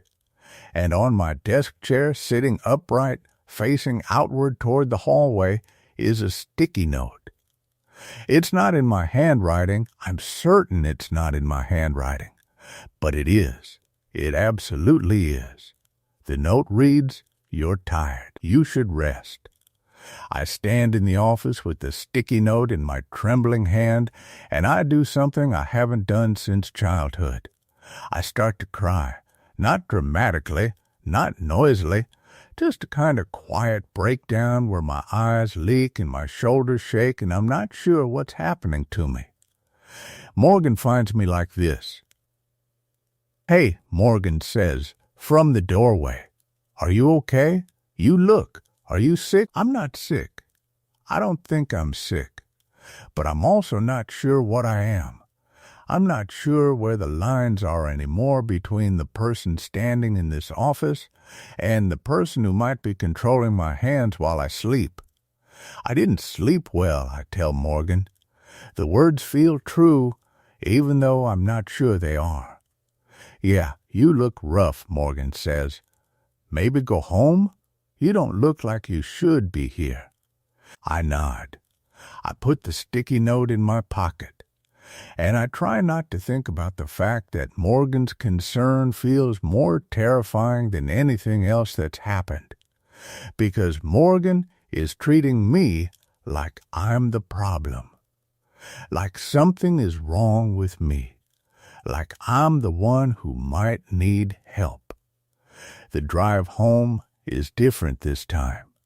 I'm aware of every moment. I'm gripping the steering wheel so hard my knuckles have gone white. I'm checking my mirrors constantly. I'm making sure my hands are visible to me, that they're doing what I'm telling them to do. Turn the wheel. Press the pedal. Check the light. It all works. My body is still mine. But when I get home, I find that I've stopped at the grocery store. There are bags of groceries on my passenger seat. I don't remember stopping. I don't remember selecting items or paying or walking through the automatic doors. But here they are. Real bags. Real groceries. And when I check my receipt, it's dated today, 30 minutes ago, during the drive that I don't remember. I take the groceries inside. In the kitchen, I unpack them slowly. Vegetables, fruit, bread, normal things. Things a person buys. Things a person who is still functional and taking care of themselves would purchase. And then, at the bottom of the bag, I find something I definitely did not buy. It's a small notebook, leather-bound. Empty pages, except for the first one. On the first page, in my handwriting, is written, "This is where I write down what I do when you're asleep. You should read it. You should understand." I put the notebook down on the counter and I back away from it like it might move. The sun is starting to set. The light in my kitchen is turning golden, then orange, then red. And I'm standing very still in the middle of my apartment, watching the light change, wondering if I'm going to survive the night, wondering if there's still a difference between what I do while awake and what I do while sleeping, wondering if there was ever a difference at all. The front door is locked. I check it 3 times. The windows are locked. The back door is locked. And I'm standing in my living room, watching the shadows deepen, trying to decide if I should open that notebook or if there are some things a person should never know about themselves. The sun disappears, the apartment goes dark, and I'm alone in it, or I'm not alone. That's the part I can't figure out anymore. That's the part that's making my hands shake as I sit on my couch and wait for sleep to come. And it will come. Sleep is coming. I can feel it in my bones. I can feel it pressing at the edges of my vision. The question isn't whether I'll fall asleep. The question is what I'll do when I wake up. I try to resist sleeping. I really do. I drink coffee. All of it. The whole pot, black and bitter, sitting in my kitchen with all the lights on, telling myself that caffeine and vigilance and sheer force of will can keep me awake, can keep me in control, can keep me from becoming a passenger in my own body while some other version of me walks around my apartment, making decisions, going places, writing things down in leather notebooks. By midnight, my hands are shaking from the coffee and lack of sleep. My vision is starting to blur at the edges. The edges of things are getting softer, less defined. The walls seem to be breathing. The shadows under my furniture seem deeper than they should be. By 1 a.m, I'm past exhaustion. I'm in that strange territory where sleep deprivation starts to feel like a different kind of dreaming. My thoughts aren't linear anymore. They're fragmentary, slipping sideways into things that don't quite make sense. The coffee tastes like metal. My apartment smells like copper and something else I can't identify. Something old. I know I'm losing the battle. Sleep is a physical force. It's not something you can argue with or negotiate with. It's not something you can outrun. It comes from inside you, and it rises up like water filling a room, and eventually you either submit to it or you drown. At 2:15, I stop fighting. I go to my bedroom. I get into bed fully clothed. I pull the blankets up to my chin, and I lie there in the dark, listening to my own heartbeat, waiting for the moment when I stop being able to tell the difference between thinking about falling asleep and actually falling asleep. It happens without warning. One moment I'm conscious. staring at the ceiling. The next moment I'm standing in the kitchen, and the sun is up, and I have no memory of the transition. This is different from the sticky note. This is different from finding the notebook. Because this time, I know with absolute certainty that I was asleep 2 seconds ago. And now I'm awake, and in between there is nothing. No dreams, no sense of passage. Just a gap. Just a hole where several hours should be. I'm still wearing my clothes from yesterday. But my hands are dirty.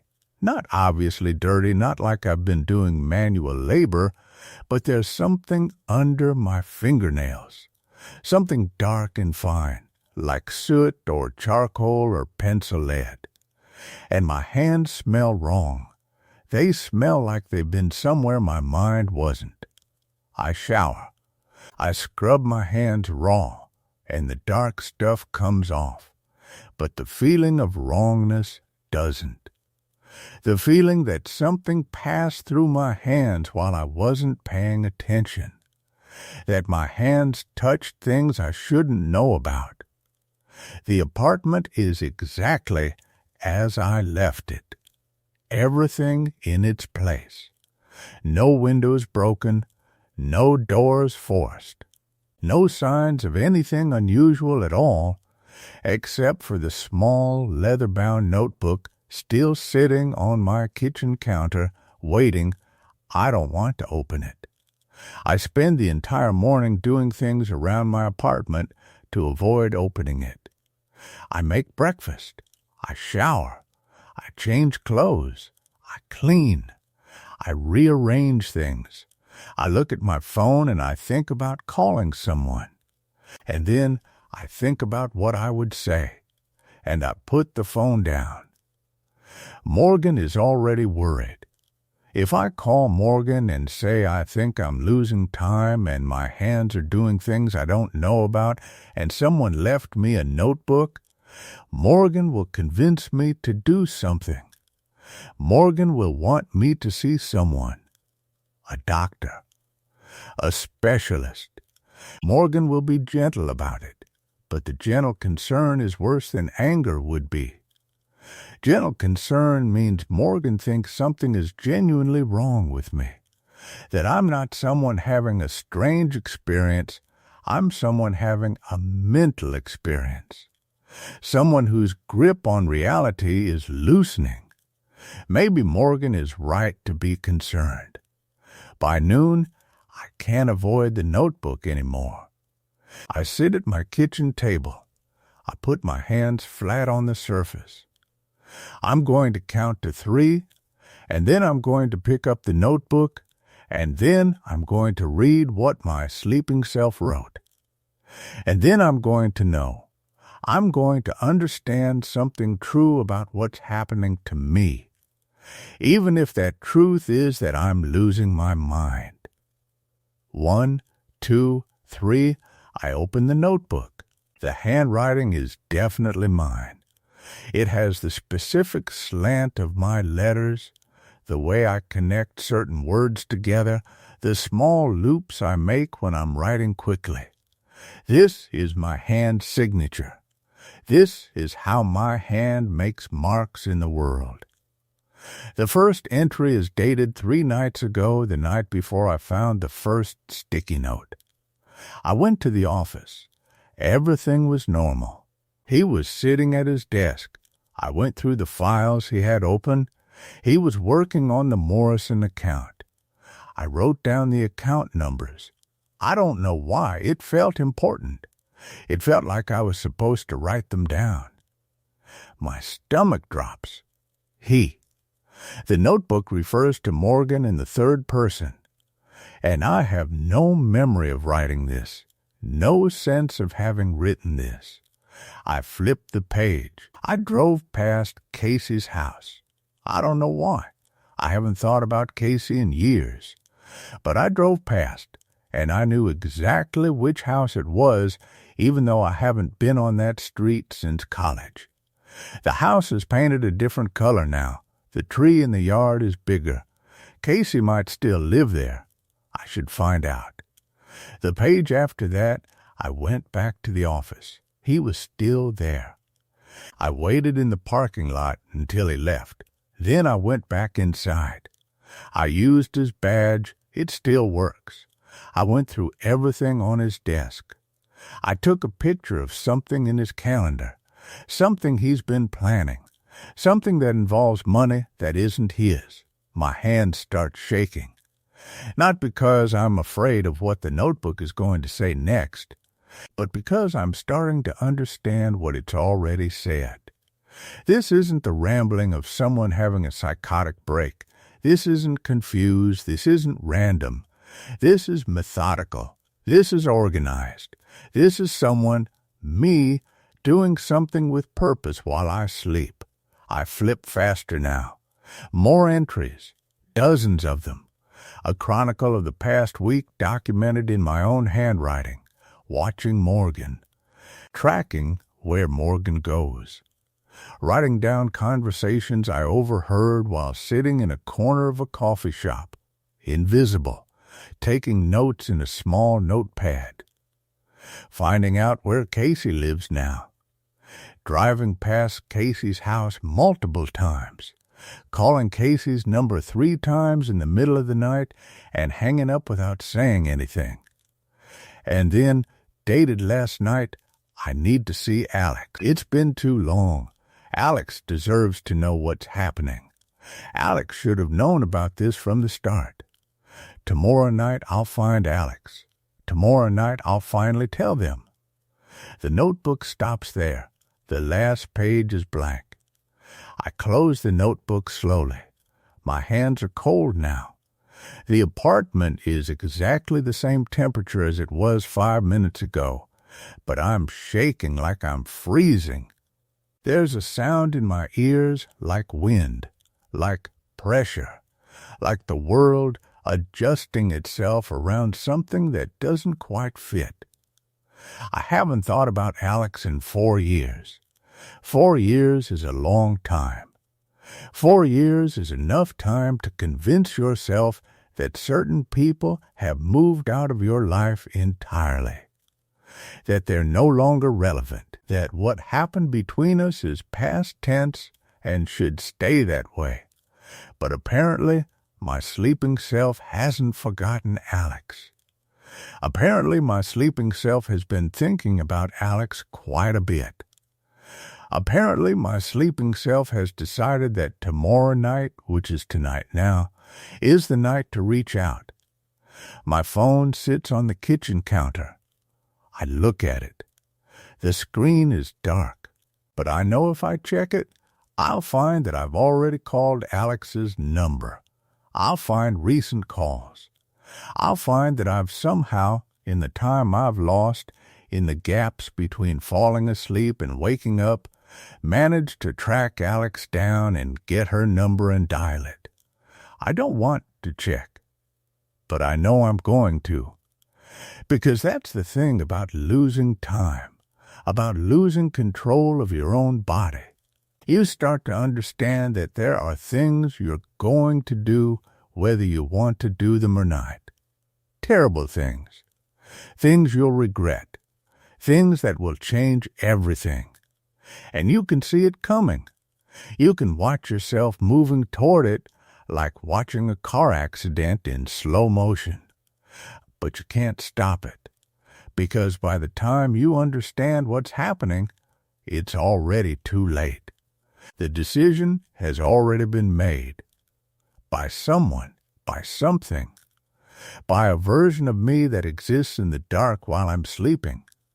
I reach for my phone. My hand trembles as I pick it up, and I don't want to know what I've already done, but I'm going to find out.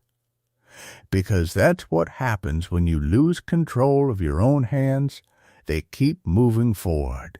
They keep reaching for things. They keep dialing numbers and writing letters and making decisions that your waking mind will have to live with. And there's nothing, absolutely nothing, you can do to stop them. The screen lights up. My recent calls are right there at the top. Alex, 3 times. The most recent was 47 minutes ago, while I was showering, while I was trying to wash away the wrongness, while I thought I was alone. Hashtag part 4. Aftermath, I don't remember making those calls. That's the fact I keep returning to, the one I turn over in my hands like a stone worn smooth by time. I don't remember dialing. I don't remember what my voice sounded like on the other end of the line. I don't remember any of it. And yet the evidence sits in my phone like a confession I didn't know I was making. Alex called back 30 minutes after the 3rd attempt. I was sitting on my kitchen floor by then, still in my shower clothes, hair wet, feeling like I'd been caught at something unspeakable. The phone rang. Alex's name appeared, and I watched it ring like it was someone else's phone entirely, like I was observing a moment that had nothing to do with me. When I finally answered, there was a long silence, the kind of silence that has weight, the kind that means the other person is choosing their words very carefully. "I wasn't sure if you'd answer," Alex said. Her voice was different than I remembered, smaller, like she'd been using it less and less over the years, and it had started to shrink. "I didn't call you," I said. Another silence, longer this time. "You called 3 times," Alex said. "In the middle of the night. You hung up every time." I was sleeping. I could hear her exhale. It sounded almost like relief, almost like disappointment. "You said you needed to tell me something. You said it was important. You said it was about what happened." The apartment tilted slightly. I gripped the counter to steady myself. "What happened when?" I asked. "Before," Alex said. "Before we stopped talking. Before everything went wrong. Before you disappeared for those 3 weeks. I have no memory of disappearing. I have memories of living my life, of days and weeks and months that feel continuous and real. But there's something about the way Alex said the word, disappeared, that made me understand that perhaps my memories are less reliable than I thought. Perhaps they've been edited. Perhaps there are gaps I've learned to walk across without noticing them. "I'm not sure what you mean," I said quietly. "Then why did you call?" Alex asked. Not angry, just tired. So tired. I didn't have an answer. I still don't. The days after the phone call were strange in the way that things become strange when you stop trusting your own perception of them. I went to work. I did my job. I sat in meetings and wrote emails and pretended that everything was exactly as it should be. But there was a quality to it all now, a sense of performance, of acting the role of a person who belongs in his own life.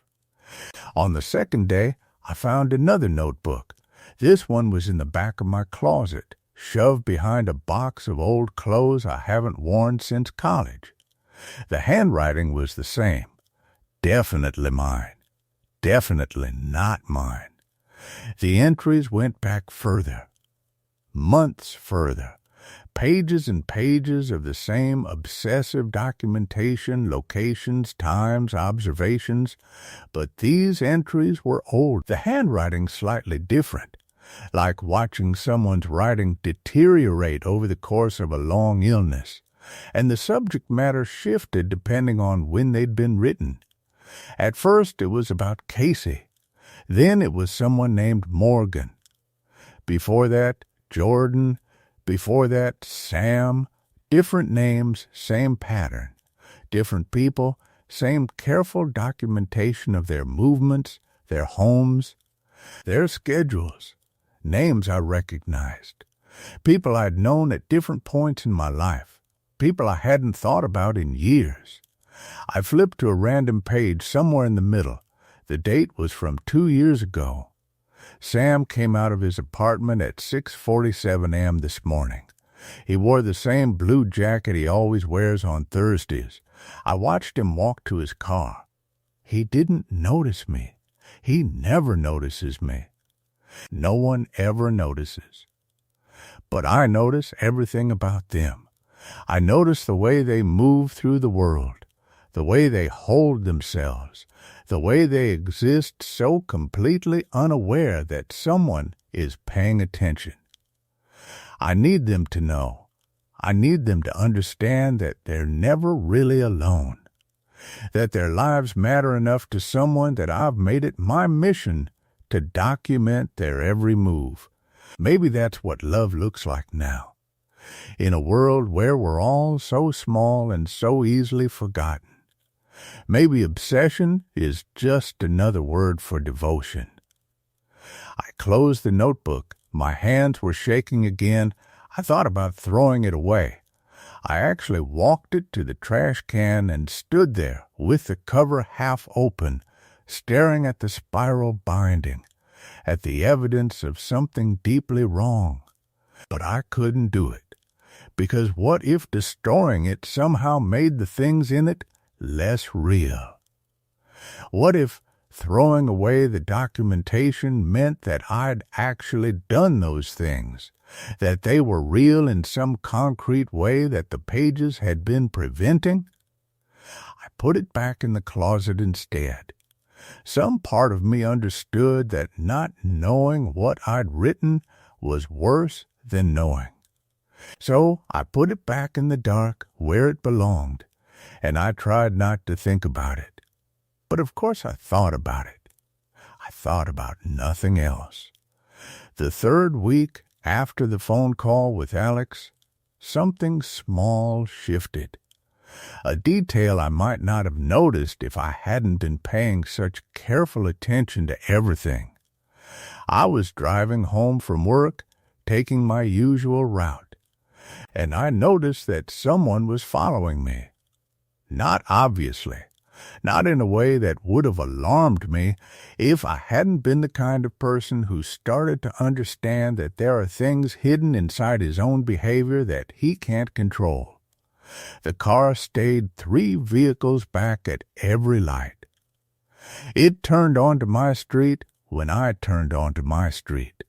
It slowed down when I slowed down. I didn't speed up. I didn't try to lose them. Instead, I started to think, how long has this been happening? How many drives home have been observed? How many times have I been watched by someone following the same careful pattern that I've been following for other people? I pulled into my parking lot, and the car drove past without hesitation. But in the moment it passed, I caught a glimpse of the driver, profile only, but enough to see that it was someone I knew. It was someone who looked exactly like me. I didn't follow up on it, didn't try to get a better look at the license plate, didn't do any of the things that a rational person would do when they realize they're being stalked by what appears to be their own reflection. Instead, I sat in my car in the parking lot and understood, with a clarity that felt almost peaceful, that something fundamental had broken in me. Or perhaps it had never been whole to begin with. Perhaps I'd always been fractured, and I was only just now learning to see the cracks. Life continued. That's the part that people don't usually understand about horror. It doesn't stay concentrated. It doesn't stay in one moment. It spreads out across time, becoming thinner and thinner until you barely notice it anymore. It becomes the texture of normal days. It becomes the way you move through the world. It becomes you. I stopped writing in notebooks. The handwriting and the ones I'd found didn't return. That was something, at least. Some small evidence that I could maintain some level of control, that maybe the worst was over. I didn't call Alex again. Alex didn't call me again either. Whatever had been broken between us remained broken. But at least we both had the mercy of silence. Work went on. The seasons changed. Autumn became winter. The city got quieter, the way it always does when the weather turns cold. I walked the same streets, maintained the same routines, and tried very hard not to look at anyone long enough that they might sense I was watching them. Most days were fine. Most days felt nearly normal. It's the moments between that I've learned to dread. The spaces where I'm not quite awake and not quite asleep. The transitions, the gaps, the times when I can feel something moving beneath the surface of my own mind, shifting things around, reorganizing my thoughts like someone rearranging furniture in a house I'm locked out of. Last week, I found a sticky note on my bathroom mirror. It said, "You're getting better at this. Soon no one will be able to tell." The handwriting was steady, assured, completely unlike my own. I don't know how long it's been there. I don't know when I wrote it or why. I don't know if I wrote it at all. I haven't taken it down. It's still there, fixed to the glass with a small pink square of adhesive. And every morning when I brush my teeth, I see it reflected back at me. Every morning I read those words. Every morning I try to decide if they're a warning or a promise. And every morning the person looking back at me in the mirror is smiling in a way I don't remember deciding to smile. He looks so patient, so ready, so completely at peace with whatever's happening underneath my skin. He looks like someone who's been waiting his whole life for me to finally understand. And I think, standing there with my toothbrush in my hand, that maybe he's right. Maybe it is getting better. Because I can feel the boundaries getting softer. I can feel the places where he ends and I begin starting to blur. I can feel myself becoming less like a person and more like a place where someone else lives. And soon, maybe not today, maybe not tomorrow, but soon no one will be able to tell the difference between the two of us. No one will be able to tell that anyone has changed at all.